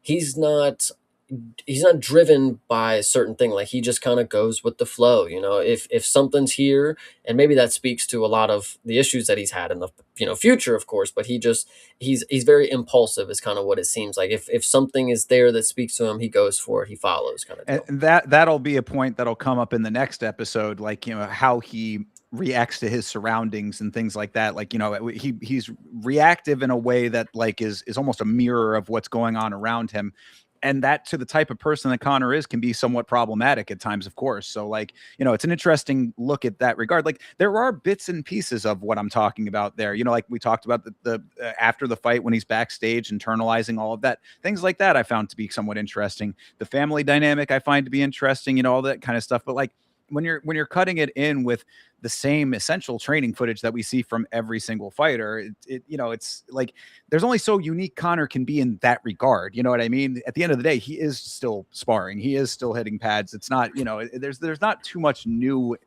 that you can get out of that. So I didn't find it to be all that satisfying from that standpoint. I would have liked a little bit more of the other side. I definitely understand that, but no, it was a good introduction. I'm really excited to continue watching on because this is new for you. So I'm excited to hear what fresh opinions are about this as somebody who's seen this twice now. Sure thing. Well, then that does lead us right into episode 2, which is called As Real as It Gets. And of course, if Connor's toe was a proto balloon in episode 1, then his hand is broken in episode 2. And we are 12 weeks off from training because of this now. So, all right, 12 weeks past from the last portion here. So I say, I guess Connor's always been injury prone, is what I gleaned from this, that like there's a lot that you do not see when it comes to injuries with this sport. And we know that to be the truth. Like, think about when Dricus du Plessis broke his foot in the fight before they offered him the Israel Adesanya fight, and like him saying, "Hey, I need the time off to heal up," and how big of an issue that was at the time. Like most of the time, it would have been like, "Bro, just don't say anything. Just go and take the fight. We'll figure it all out during the training camp." It's like that turned into a huge problem for him at that portion of his career. A lot of fighters do exactly what Conor does. So I mean, like if there's anything I can certainly respect, Conor's commitment is unshakable. You know what I mean? Like these types of things, he was so upset. There's going to be the portion here where the doctor tells him 12 weeks off of training because of this injury. You can see how upset that makes him. I mean, he's not a guy who wants to be sitting around doing nothing. He can't be that guy. And, he's very singularly focused when he is in that mental state. So, I do respect that. Yeah, absolutely. Yeah. So we open up with the hand injury. It's specifically a joint injury, which they say is worse than a fracture because it's going to require surgery. You're going to be out for 12 weeks. And then you get an old clip of Connor here where he's talking about you're fighting yourself daily. I'm always fighting depression. This is the thing that I deal with daily. If I can't train, I can't work, and it's tough, but others have done it. So I will too. I'll just progress on. Yeah, he says, without fighting, it's you versus you. I said, Connor is speaking to exactly what Dustin Poirier is going through right now. And this is only 12 weeks that Connor has to deal with it. So, I don't think that many people can really fully understand that if they're not fighters themselves, just how real of a thing this is for fighters and how much fighting as a singular focus in their lives when it's not there becomes, a very aimless position for fighters. So, Connor just with these 12 weeks off, and we'll going forward, we're going to see him and how he circumnavigates that to an extent. But the reality when it comes to this mindset, when fighters have fighting removed from their lives is a very real problem. And obviously we just saw Dustin going through it too. No, 100%. And then this is where we get the title card, McGregor Forever, and the episode is called As Real as It Gets. Real as it gets. Yep. And so now we are in May of 2019, and we got Connor trying to work through his injury so he doesn't sit around. He's trying to do his rowing machine, but hold it at a specific angle so he doesn't bend his thumb. And I may remind everybody, this is one of the nastiest looking injury.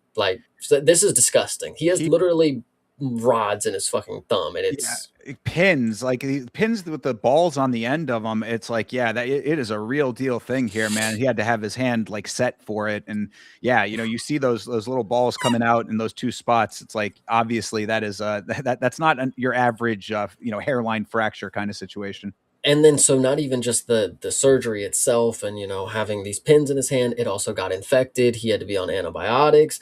And I also think it's really funny. He's like, I'm without a paw right now, and it's like, why do you call your hand a paw? You are hilariously maniacal. I don't know why you would say that, but yes. So he calls his hand a paw, which is really funny. And then you go back to another old clip, and they're asking how much of the fight game is mental.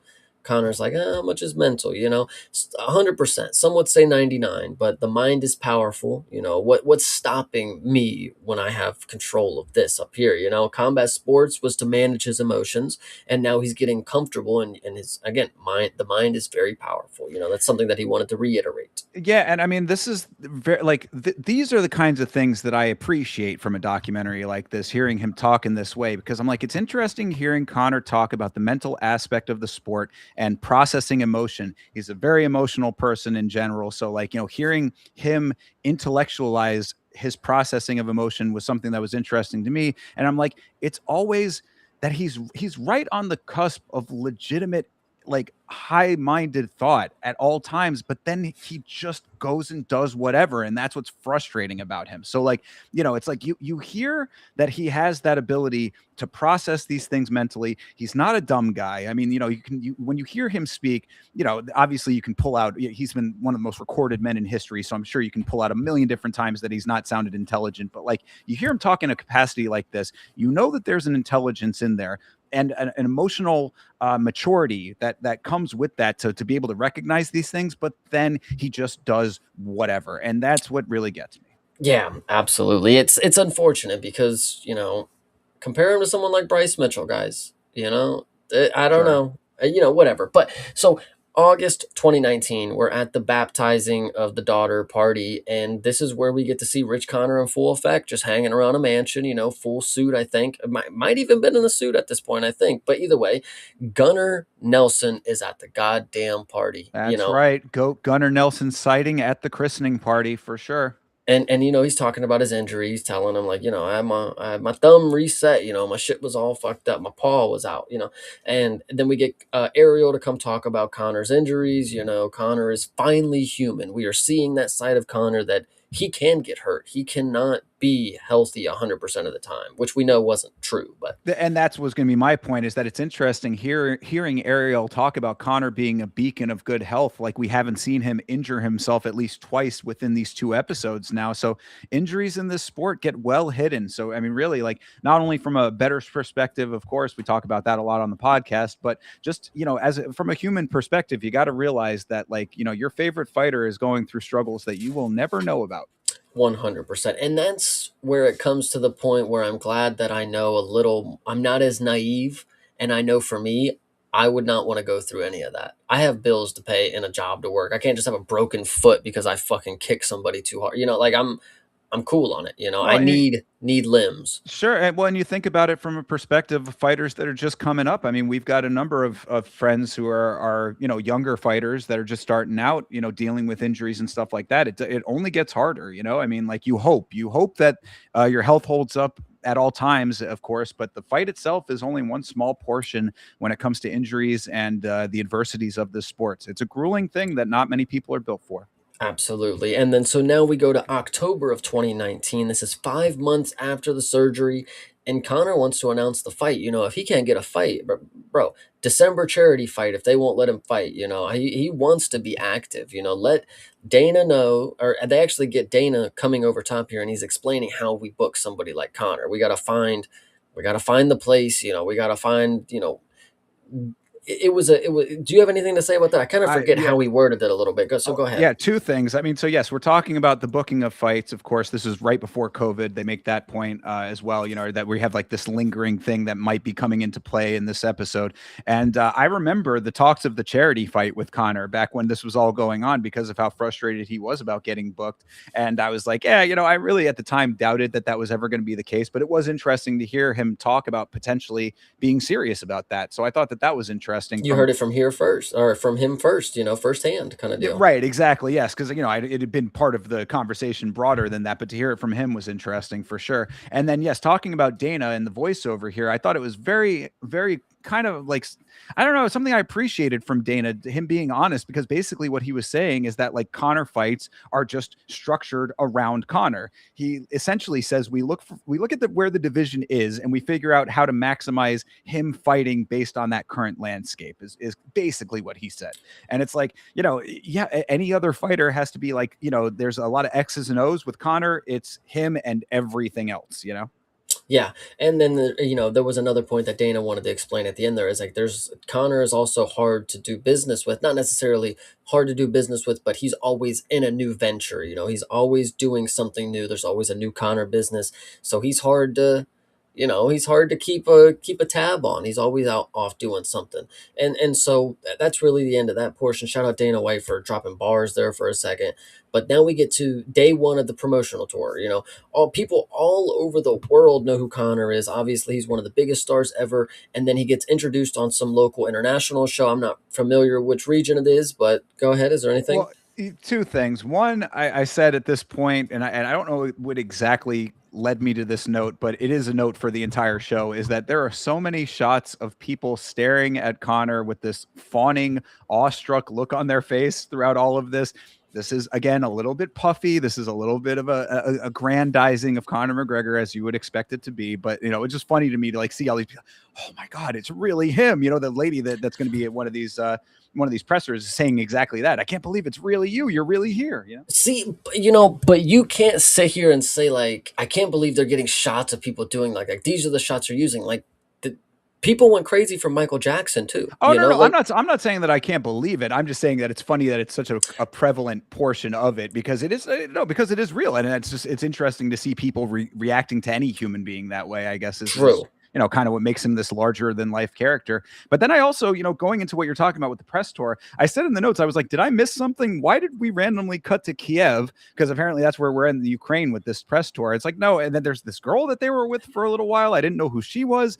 And then I said, I guess it's a give back to the youth kind of thing, because we're going to see a portion of him giving a speech to like a youth a training class or whatever, and then eventually over the time throughout this little portion here, through context, you realize that he is doing a press tour slash charity kind of function tour through one of his foundations that he's involved with. Yeah, I'm glad you found out that it was in the Ukraine, because I was very confused, and then I also am even more confused now. Like, that's an interesting place to go on the promo tour. Okay, but I had heard Marab and Sugar Sean went to India, so I mean, I get whatever. So either Well, way, and I mean, if Russia is fighting Ukraine, then where does Connor go? To the people who are fighting Russia. there you go, absolutely. But either way, so when you're on this show, the interviewer asks Connor, what is his true face? Because he looks happy, he looks relaxed, he looks like he's having a good time, being interviewed as a fighter, And Connor is, explaining that his attitude is based on the room. If people are having a good time, he's having a good time. If people are down, he's down. And that's to what you were saying. He gets himself into trouble because he, when the vibes are up, he's up, and he knows how to go up and above and beyond kind of deal. Yeah, So he mirrors his surroundings a lot, is basically what he's saying with a lot of this. And, that definitely does show, when he's out there partying, when he's, actively focused on training. It's like, it's an interesting element with Connor, because you think of Connor as such a secure person that, like, is so strong, like internally, that he has mhm. like a strong compass himself. But to think that there is like the external forces that play more of a part in how he navigates is kind of an interesting element of things in that regard. Like, you'd think that with like that core being a little bit stronger, that maybe he'd be able to resist those kind of negative aspects. But he's pretty open about the fact that, like, when the party's going, I'm partying too, and Yeah. that's how that kind of manifests. Yeah, and so then we get more aerial talk over, and he's talking about the stardom of Connor. Connor's got a story that's inspiring. People are living vicariously through Connor with a story like that. And then you get Connor, you get clips of him talking to the youth. He's putting on training camps or whatever, and he's explaining, they this could be you. I started at 17. You have a head start on me. You could be way more. And this is where Ariel talks about, this is why kids like Connor, is because he gives them hope. They look at him and they think that could be them. And my point here, Mm-hmm. this is what Josh Van will do for Myanmar. I So love it. I love it. Well, this is another instance where I think that I'm going to be the bad guy, and I hate being this bad guy here, but I have to pose it. I know that I'm a little bit more nihilistic than the average person, but I don't always understand why people get inspired by others in this way, regardless of if they come from the same place. Because I'm like, yeah, he did it.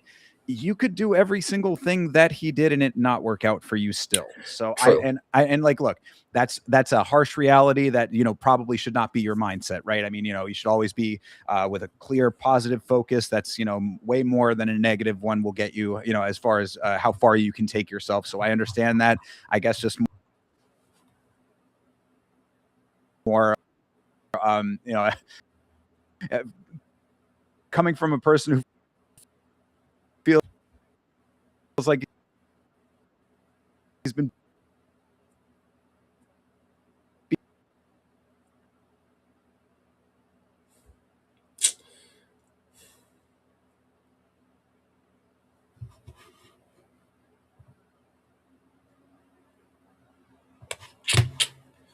Okay, I think I lost Thinker or Thinker lost me. check, check, check. Can you hear me? Oh, I can hear you now. All right, I Was lost about the last portion of that there. It was a good rant, though. I appreciate it. Okay, no, well, I mean, I just followed up at saying it. If you are a person who is inspired by Connor, and like, or by any person like this, and they help you guide yourself in life, then more power to you. I just, I don't come from that perspective. I definitely agree. It's not my thing to look at this like I don't know. I agree with what you're saying here. But the thing is that Connor is, you see him and hear him saying that it's key to invest in the future. This is what is key here. And then Ariel obviously is talking about that Connor is not, it's not just a person, it's a movement. Conor McGregor is a whole movement in Ireland kind of deal. And then he shows clips of Ireland fans, going crazy over McGregor. The Michael Jackson of Ireland, everybody. I don't know if you knew. But Yeah, pretty so much. so we skipped to the last day of the promo and we got some news. Connor has a fight January 18th in Las Vegas, but you're gonna have to ask the UFC because I don't give a fuck who it is. That is correct. Yes, indeed. He's on this promo tour. It's the end of the tour. Everybody loves Connor. We certainly get that. And we get this fight announcement, and the UFC will tell you the opponents for sure.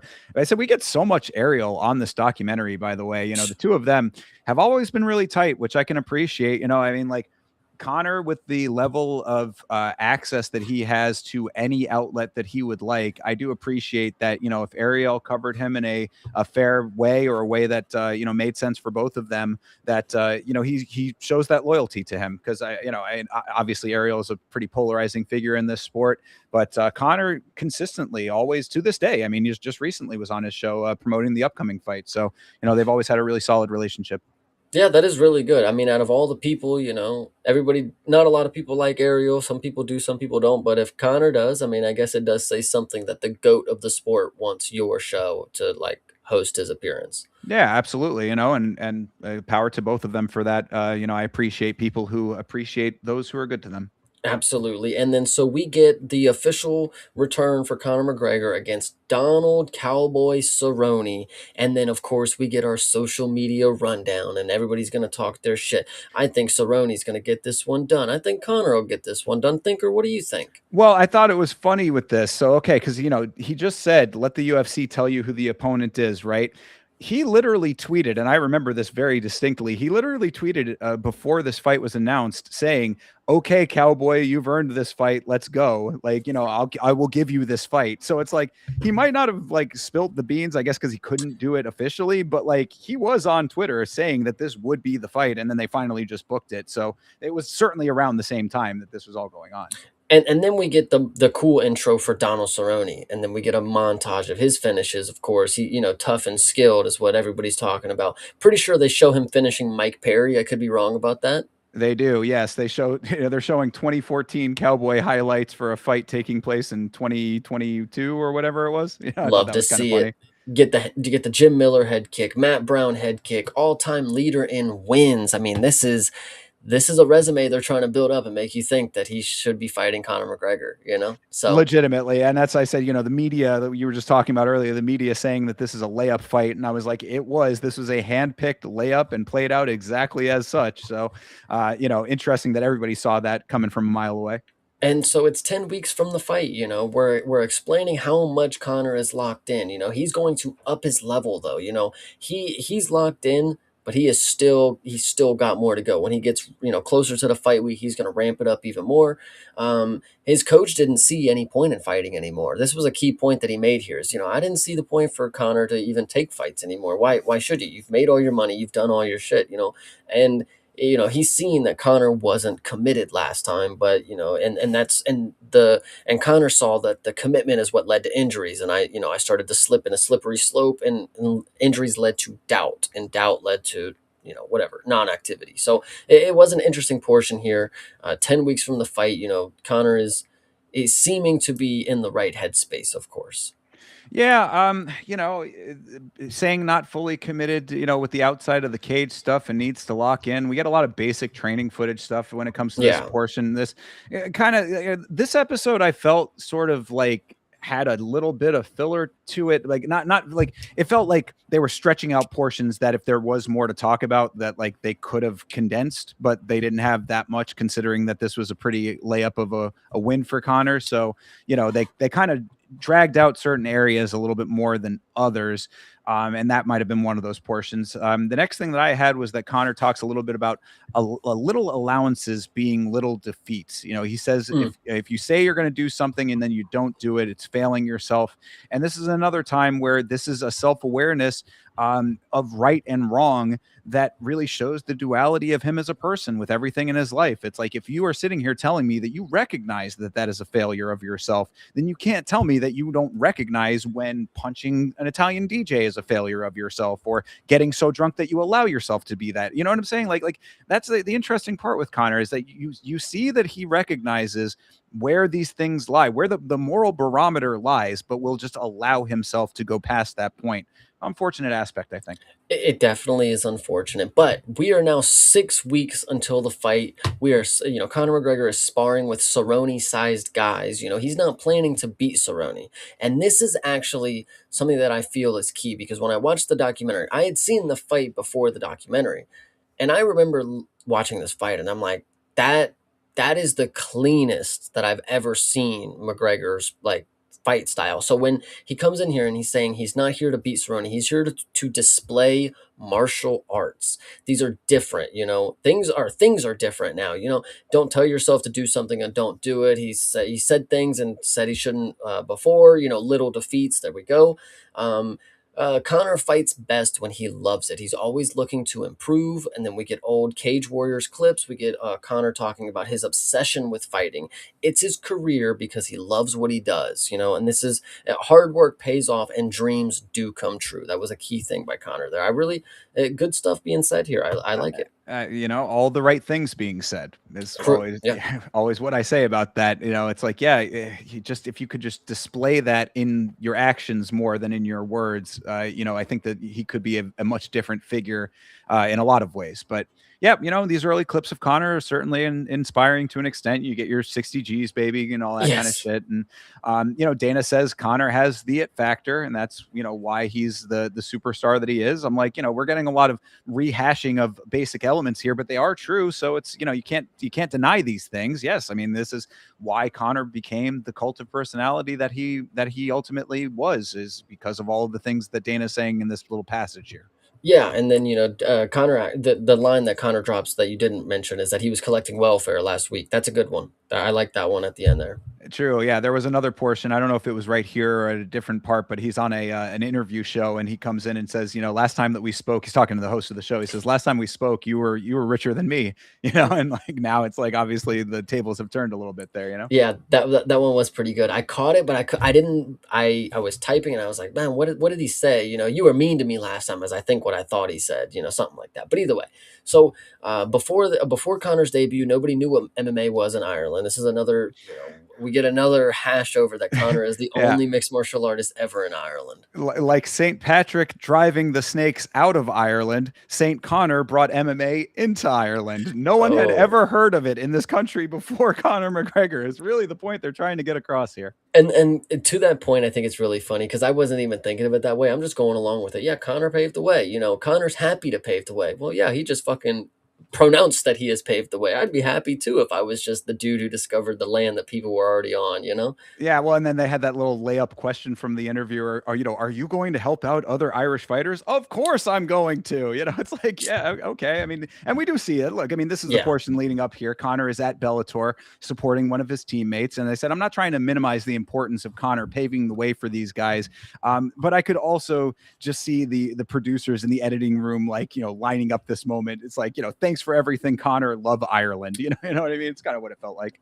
100%. But yeah, so yeah, he goes to the fights and he's, having a great time with his teammates and, getting to see a win. We get to see a finish from the teammate. Connor tries to jump in the cage. They pull him off, great moment, of course.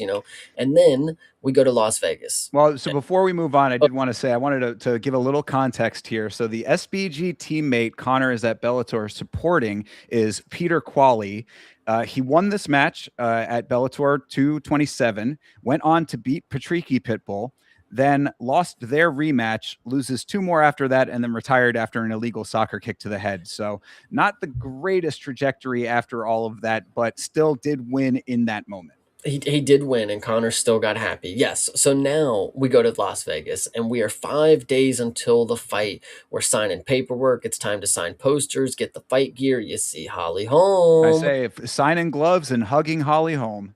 Yep, it was a good day. It was a very good day for Connor. And then you get more Ariel, talking about if Connor fails, uh, some other shit. I don't know. It's just I'm tired of Ariel talking at this point. Not gonna lie, Well, but he says that Connor is in a zen-like state before this fight, and I say Cerrone was on the verge of retirement for this fight. I'm like, I just, it's an interesting, they're trying to like give any kind of buildup to this fight when this was a gimme fight. I mean, they basically say it in this episode that it was that. I mean, through context with the media, that's what this was. So it's like, yeah, I mean, you're getting the cycle with Connor here. This is the upswing of the cycle. We come from episode 1 where he's on the downswing of the cycle. This is the upswing, but the upswing of the cycle is based on kind of a hand me sort of situation. So it doesn't ring as true to me. I think there was a really funny part as well when you think of all the iterations of Connor breaking the promos in the other language. He said, "Me, me hablo Conor McGregor," whatever. Like that was pretty funny. It's like you had to think like he had to do that for 237 countries or whatever. True. Yeah. Yeah. That was interesting. And he says that, he hates that portion of doing these things. Yeah, he can't keep a straight face. That was pretty funny. But so he gets asked about his comeback, and I got to give it all away so I can go get it back, or something that he says here. He's focusing on the skills and his inner self, and he's looking forward to the face off. This will be good. Yeah, so just relating this to current times, the quote that I have from him there: sometimes I have to give it all away to want to get it all back. And I said, well, conceivably, right now the worst is over for Connor in current era. I mean, all of the stuff that we were referencing with his trials and all of that is behind him at this point. Certainly gave a lot away in all of that. Proper 12 got taken away from him. His reputation has been, harmed in certain respects by certain people. I mean, I don't know if it's actually true that like, if you've seen that there were like signs in Ireland supporting Max in the upcoming fight. I don't I know if you saw that. Yeah. So, and again, I don't know how pronounced this actually is in Ireland, but there is a picture floating around of like an outdoor standing sign that says, "Go get him, Max," kind of thing, to show that they're not supporting Connor. I say all of this to say that, like, obviously, Connor went through a lot in recent times. So if there is a portion of him that is still in that same mindset of like, I have to kind of be at rock bottom to build myself back up, this is certainly seems like one of those types of moments. So, take that into this fight, perhaps. Absolutely. And then so we go to the press conference and Connor's chill, he's respectful, but he is always going to be the Mystic Mac and predict the KO. So that was pretty good. Cerrone's just being professional. This is what people would say is boring. Might have been, right? But they had a good, easy fight. So we'll go ahead and move on with that. Connor also drops, any weight, any division. Connor is back. He's ready. So we get a face off. I said Connor is back again. He does his Well, flex and and yeah. this, yes, this is humble Connor, of course, at the Cowboy press conference. And I said, this is what I just referenced earlier, the part of the fuck up, repent, and repeat cycle that Connor goes through here. So he is in humble territory right now. I that comes back around, and I mean, I don't know how deep it'll go into these other episodes. We'll talk about them when we get to them. But this is, again, if you're going around the circle, just came to the bottom. Now he's like right here on the side, going right back up to the top. So, good deal with all of that. I appreciate humble Connor. Cowboy also acknowledged that, and I did want to mention Cowboy looks dope as fuck with his hat that is shadowing his entire Yeah, face. it does look pretty damn cool. I wasn't going to be the one to bring it up, but I'm glad you did. I'm not I going to thought it lie. looked pretty awesome.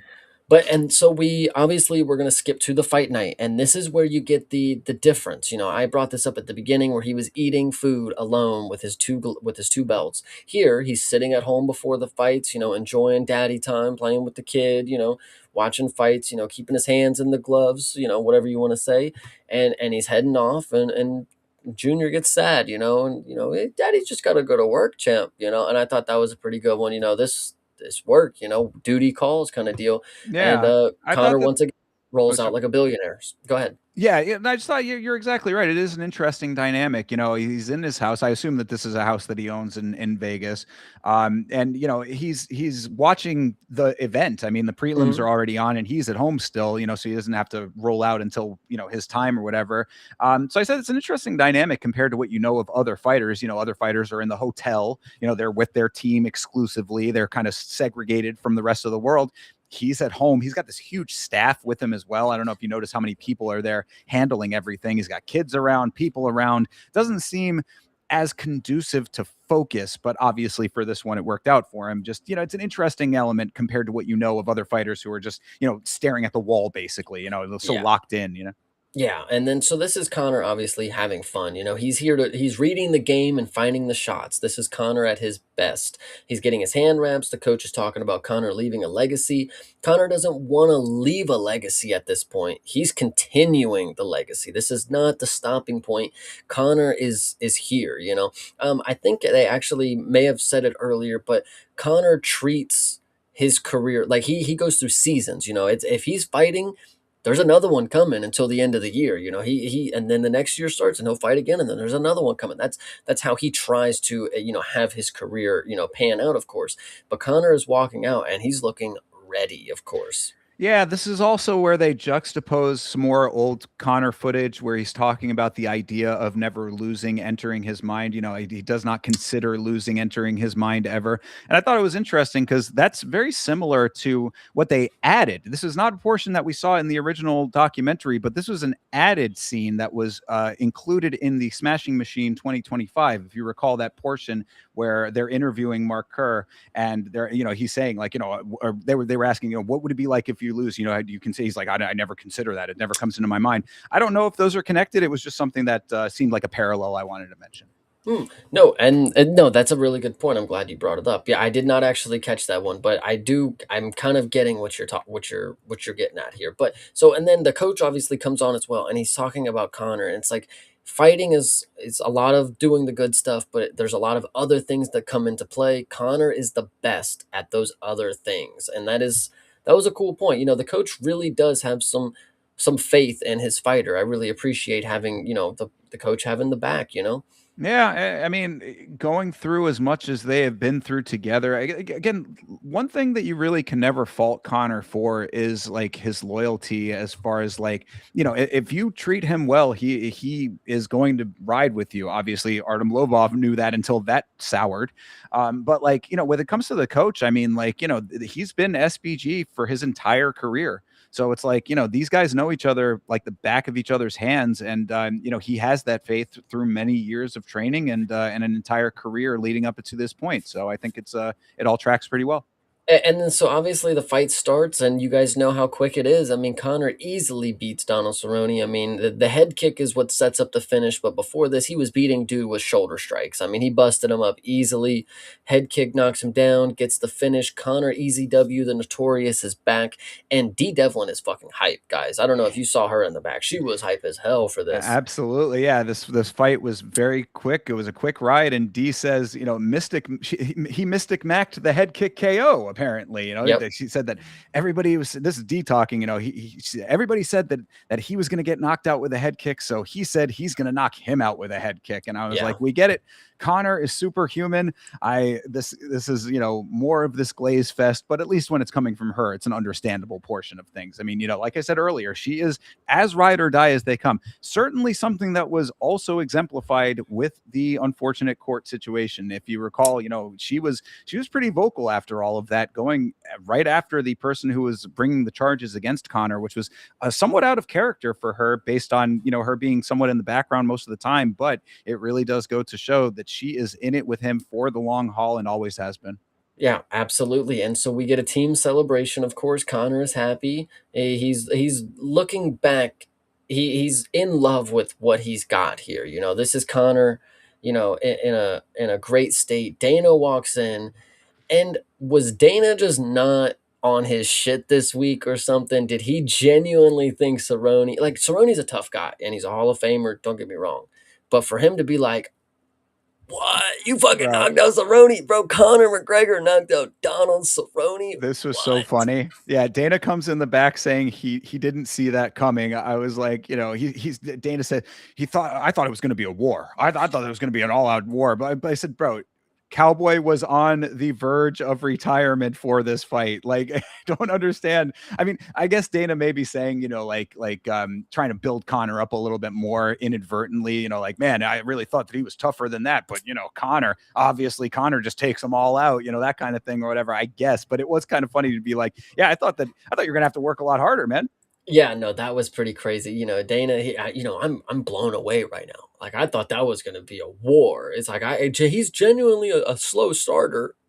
Well, fucking dude, he's fucking whatever. But the very funny portion, we obviously get an aerial interview afterwards. Connor's talking about how hard work pays off, commitment is key. I'm proud. You can see he's very emotional. That this is where Connor wants to be. This is where his heart kind of brings out of him, kind of Yeah, deal. this is the good side of the Connor yin yang. You know what I mean? Like the yin and the yang of Conor McGregor is this. Like when he's in the good portion, he's humble pre-fight, he's happy in victory, he's respectful throughout all of this. When things start to change, when the tides start to turn, that's when you see the other side of this very, a two-sided person. I mean, a multifaceted person, if you want to be kind. Absolutely. And so yeah, he's grateful for everyone who stuck around. The champs here, Irish Proper 12 toast, emotional release question. What do I have here? Oh, the emotional release question is it what the fuck did I write here? He said it's worth every penny in this sport. I forget what he was asked there, but would you something along the lines of that? Yeah, I mean, I think saying that, that all of the emotions are heightened throughout all Mm. of this. So, like, when you finally do get what you've been after for so long with all of this and have that the rush of everything finally culminating, that it is, it's its own high, it's its own version of of a win within a win kind of thing is, I guess, the message there. And then he also was talking about how he felt like he disrespected everybody who was rooting for him and alongside of him for the journey, that he didn't take it as serious as he once should have, kind of deal, or where he should be, kind of, Which again, always funny because you're in the good part of the yin and yang here, but then when the bad part starts to come back, where is that from Connor? Yeah. And then so we obviously get the who's next, and when and who. I'll be ready. It's back to training and we'll carry on, kind of deal. So that was the end of that. I don't know if there's anything else you want to wrap up with our Cerrone 12-second fight or whatever happened No, here. I mean that it was as quick as that. I mean, the fight was very fast, and this portion kind of moves on. So yeah, we get post fight. It looks like Connor took the family to the Everglades for an airboat ride. So a little Florida representation is always nice. And I said I legit thought they were pulling up to the set of Roadhouse at this point. Yeah, no, oh my gosh, that was great. No, so yes, they get on an airboat, of course. They go on the tour. They're having a good time, nice family time. They're seeing gators. Connor sees one, and he starts flexing at it. And then, everybody said, Connor dude, legitimately flexing on an alligator. this was absolutely awesome, because he's looking at the gator. He's like, look at that thing.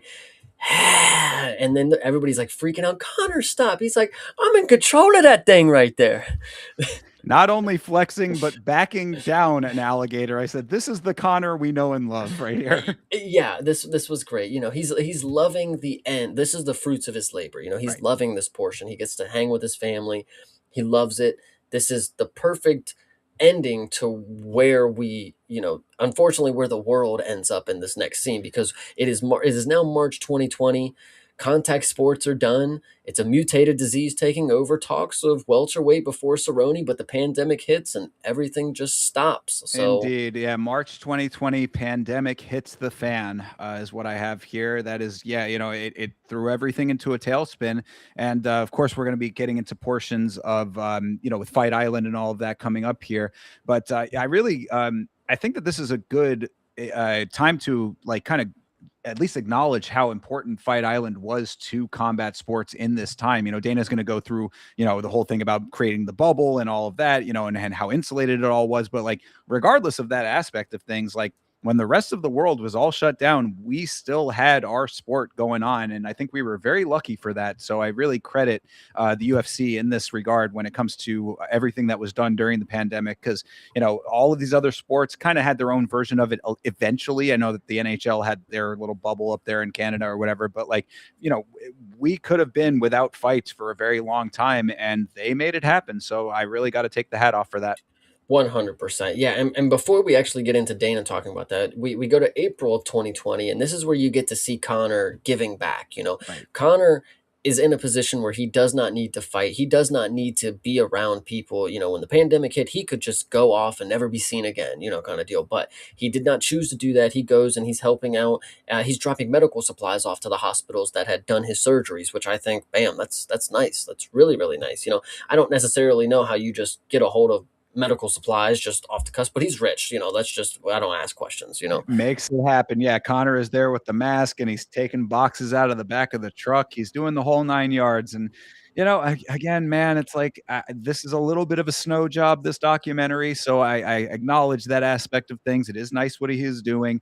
It's just if he could be that guy consistently, then he would have a completely different perspective and perception in this sport, like all the time. But like, it's just you get these little flecks of this. And then so now we get Dana, he's talking about not letting COVID stop him, rolling over, quitting, hiding. None of these are in how I am built. That's a pretty funny, iconic bar from him. Might as well be on the Ram commercial tomorrow. But True. 251, Fight Island, the UFC bubble, it is going to happen. I think it's a key point that Dana says right here, because I feel like it does get lost in translation, whether it's true or not.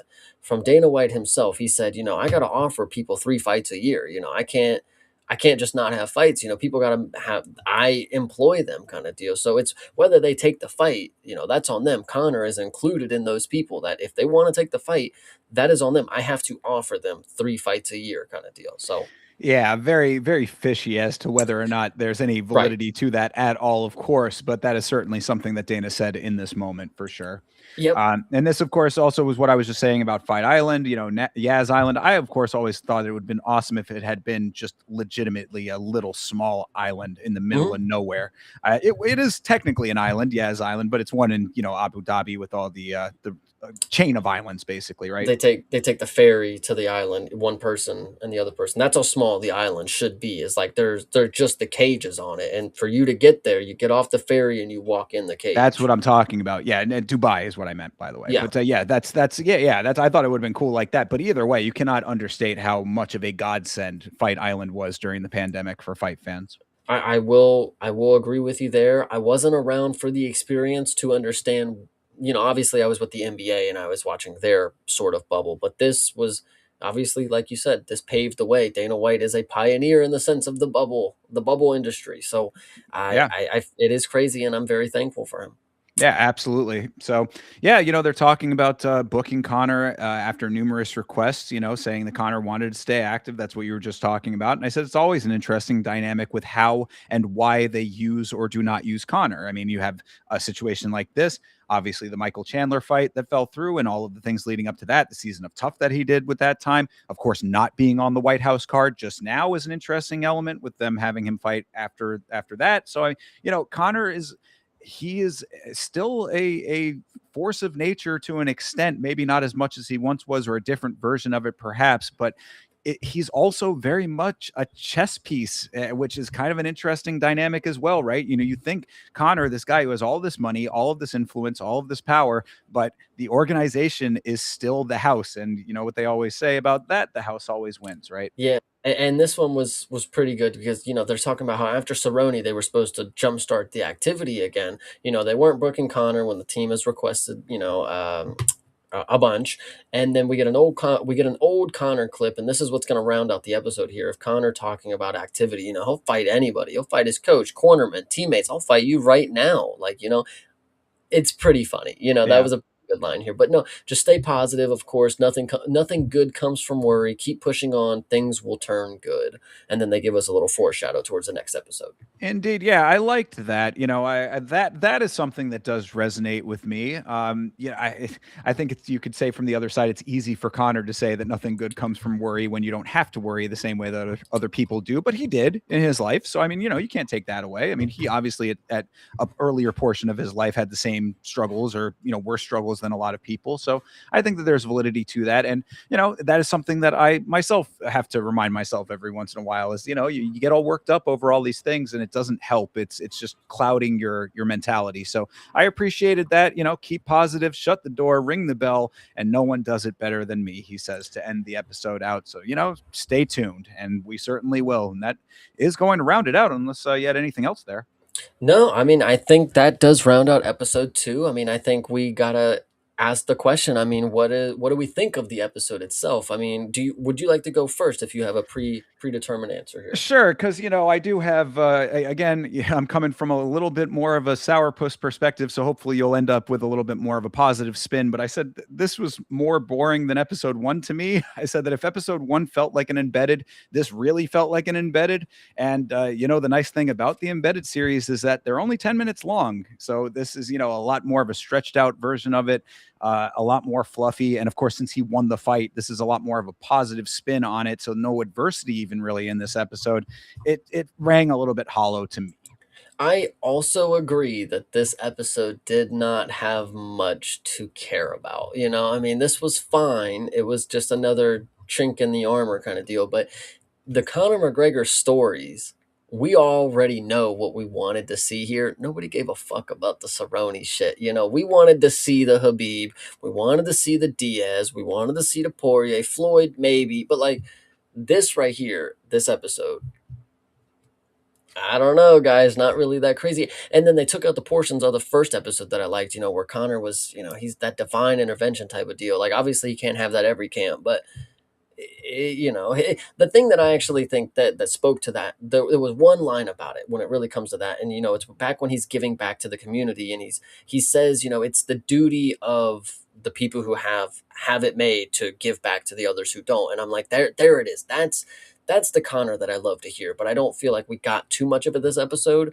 The ending of the episode with COVID, I do think is interesting because this shows you, or at least what you're supposed to take away, is that Connor is not here fighting because he wants to sell out arenas. He wants to compete to compete. He would have done it in COVID. He would have done it here. He would have done it there. He would have fought his teammate. Whatever you want to say. Like it truly is just building to the thing. Like Connor really was about this fight shit. He really is. Yeah, no, I'm glad that you mentioned that, because you know, a lot of times, like something like that, and some of the other things that throughout the runtime of these episodes that is more compelling to me is the surrounding elements of his life, and not necessarily him himself, but the circumstances that go into things. You know, how he the place that he got to when it came to Habib. COVID being such a major portion of how he had to navigate during this time. Those are things that are compelling to me a little bit. So I do think that like you could make an entire documentary about, you know, MMA during COVID would probably be pretty interesting as a one-off by itself. So having Connor as like the focal point to highlight some of these other elements of the timeline at this period of time, I think that there's value to that. Like, I'm not trying to say that this is completely devoid of value altogether or anything like that, but you know, you always have to keep in mind that all of those things that I just mentioned are surrounded by and cloaked in this tremendous glaze fest of Connor isn't he amazing? You know, and look, he is amazing. I'm not going to be sitting here telling you, like, I am the first person, I always have to be this guy to remind everyone that there was a time when Conor McGregor was the greatest mixed martial artist on the planet to a lot of people, and rightly so. Is all of this deserved? I think that there is a basis for it for sure, but I don't like when you only put forth the good with these minor mentions of struggle and not really backfill any of that with like showing us and immersing us in that side of things, because there's so much more to this story that we're not getting. Yeah, 100%. But that is with a lot of documentaries, sports documentaries, not just, if you look at, I compared it to Michael Jackson earlier. How many documentaries are not talking about a bunch of stuff that happened there, or they talk about some, and they don't talk about the others? I'm not surprised, nor is it like ruining the experience for me that they didn't, talk about the stuff that y- you know, this is just what it is. I appreciate it, but I'm glad that that we just get a narrative that is what it's. I don't know. It feels like it's a story driven narrative. It's not necessarily jumping all over the place, and it's not throwing in like, oh well, this happened, like the court case, of course, with Habib, like that happened, and it tied into the story or whatever. If we brought up that other stuff, I feel like we'd have to talk about that stuff instead of the rest of the Conor McGregor story here. Yeah, but I think that that would be a more interesting informing of like how he's able to keep it all together. You know, Mm. that like that's why I would like it. It's not even necessarily just for accuracy's sake. I mean, it certainly is to an extent, but like I think that it also, I mean, like you have a guy who is dealing with this crazy life. It's a very crazy life. We you know, especially for a mixed martial artist, it's a unique, it's an almost wholly unique experience that Connor lives as a mixed martial artist, being at the level that he is at. So that comes with a bigger, broader world than any other fighter that you could ever imagine. So, like, I would like to see how he keeps all of that together, as opposed to just, yeah, struggles happen, but I got to just stay focused on the fighting and, overcome it. Like, it's just, it's a lot of platitudes without a lot of substance at times. But I'm okay with it in the sense that it is well made, it is well presented information, and if you are just going for the version of reality that they are trying to present, it could certainly be worse. They could be omitting more. The last thing that I would say here, and it's just because I noticed it, this tagline is absolutely horrible for this documentary. At the top, do you see that? Reasonable men never achieve anything. I don't know. It's a little, after what we know, he's a little unreasonable in a couple different areas, but whatever. I mean, talk about a tagline that was created with the entirety of his life in mind and not shown in its entirety in the show. You know what I'm saying? Yeah. Like, that's a very good connection with what we were just talking about. But yeah, I am enjoying what we are watching so far. Of course, I enjoyed it the first time. I'm liking it just as much the second time. It is, again, it's not necessarily heavy on the fights. It's not necessarily heavy on one thing or another, but it is a little time capsule. It is a time capsule of what happened with Conor McGregor during this portion of time, in these 3 years. Yeah, absolutely. And again, I think there is value to what we're doing when it comes to looking at him in this time period, knowing that he has a fight coming up now and, all of the things that happen after this, and kind of taking stock as we, either make our predictions or just, have a more grounded reality as to what we should be expecting out of Connor and his return. So, like I said earlier during the breakdown, if Connor says he has to give it all away to get it all back, this cycle has been repeating time and time again. He's in the low portion of that cycle right now.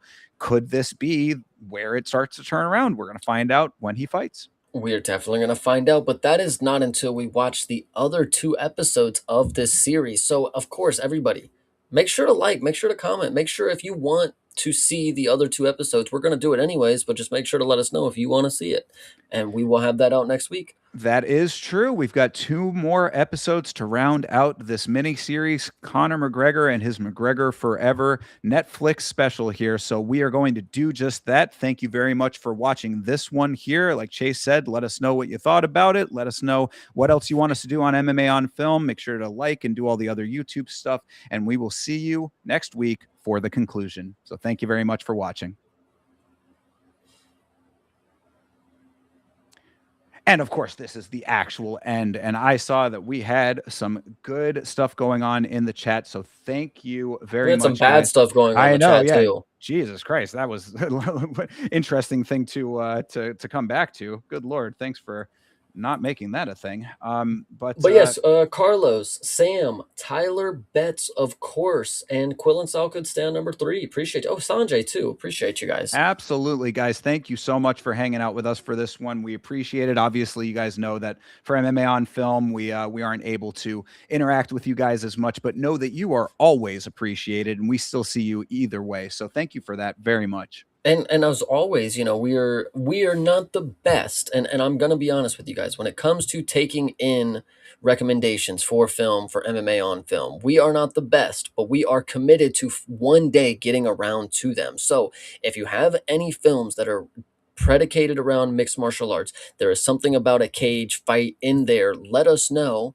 and we will add it to the list. And it may just be the next thing we watch because as we're starting to find out, MMA on Film, as much as Conor McGregor's divine intervention is, I mean, guys, these movies come to us, and it's like we have to, the movies, films, documentaries, all these other forms of media, we have to review them at certain times. They all revolve around certain elements, and Conor McGregor fighting this week is just one of those things. And I'm very excited to continue on with this documentary, and then of course the movies and TV shows and all the other options that we have later on in the future. Yeah, absolutely. And I mean, one thing that we are trying to do with this series as well is to give you a good variety of things. It's not just going to be first run films. It's not just going to be documentaries, right? We want to try to pull from a broad range of things. That's why it was really cool when we were able to do the Smashing Machine documentary and the film and things like that. So, we're trying to vary the content and give you some interesting stuff to sink your teeth into that is stuff that we are interested in as well. So, you let us know what you want. We will certainly consider it. And eventually, I mean, we're in it for the long haul as long as you guys are supporting. So eventually I can almost guarantee that we're going to get to all of the stuff. It's just a matter of time. Absolutely. And I don't know if anybody knew, but for Carlos's question, I will be seeing you tomorrow when you show up for One Friday Fights in the morning, brother. So Yes, definitely do that. I'm going to try to hang out for as much of that as I can, but it's something that I'm glad I am able to tell all of you people now is, of course, this should be the very last thing. This stream that we're doing right now should be the last thing that I do on the current computer that I am on. So tomorrow, and however long it takes, is going to be getting the new computer set up and getting ourselves on track for the new era of Yama, which is going to be on the other side of this thing. So, I don't know if you probably can't see it on camera, but I cleaned out everything over here. I've got all of my pre-planning stuff done. So the only thing left to do now is to take this old tower out of commission, put the new one in, get everything all set up on it, and then start using it. So if you do see a little bit of a downtick in the output over the next couple of days, or, if this week was a little bit light, just know that it's not me slacking. It's me getting ready for the next portion of everything here. So Chase will pick up the slack for me tomorrow with One Championship in the morning. absolutely. And if you guys didn't know, that's youtube.com/@CP Smalls. And Thinker, do you have a place where they can find your content? Always, brother, youtube.com/@Yama Show. I am at Yama Show on Instagram, Twitter, and on Facebook as well, guys. So we appreciate you guys hanging out with us for this, following, liking, doing all of the YouTube stuff and, all the stuff on the other platforms. And we will be back together for Chase's stream tomorrow morning. So until then, Chase, any last words? I think the last thing that should be said is that McGregor will be forever. We're certainly immortalizing McGregor on our two individual channels here. So yes, McGregor forever in our hearts. That's, I guess what I will say, just a little minor sentimental note. We do end up getting kind of connected to these things that we talk about, these films and stuff. Like, when I had seen Bloodsport, a while back or whatever, and I liked it or whatever, but it's like now Bloodsport just comes up in our normal conversation, it's like all these movies just become a little part of our own stories in a way. And so, McGregor becomes part of that too, for better or for worse, perhaps. It's like we're making a quilt and, like the t-shirts, like these are all of our t-shirts going on the quilt. There you go. Exactly. And that's a nice thing in the big picture for you and I guess, Chase, and hopefully for all you guys out there who watch and support what we do. Yeah, absolutely. And one more time, guys, shout out to the chat. You guys are awesome. Excellent indeed. Thank you guys so much for hanging out with us for this one. And we'll see you tomorrow morning for One Championship. So until then, have a great rest of your night, a great rest of your week. And as always, fight on.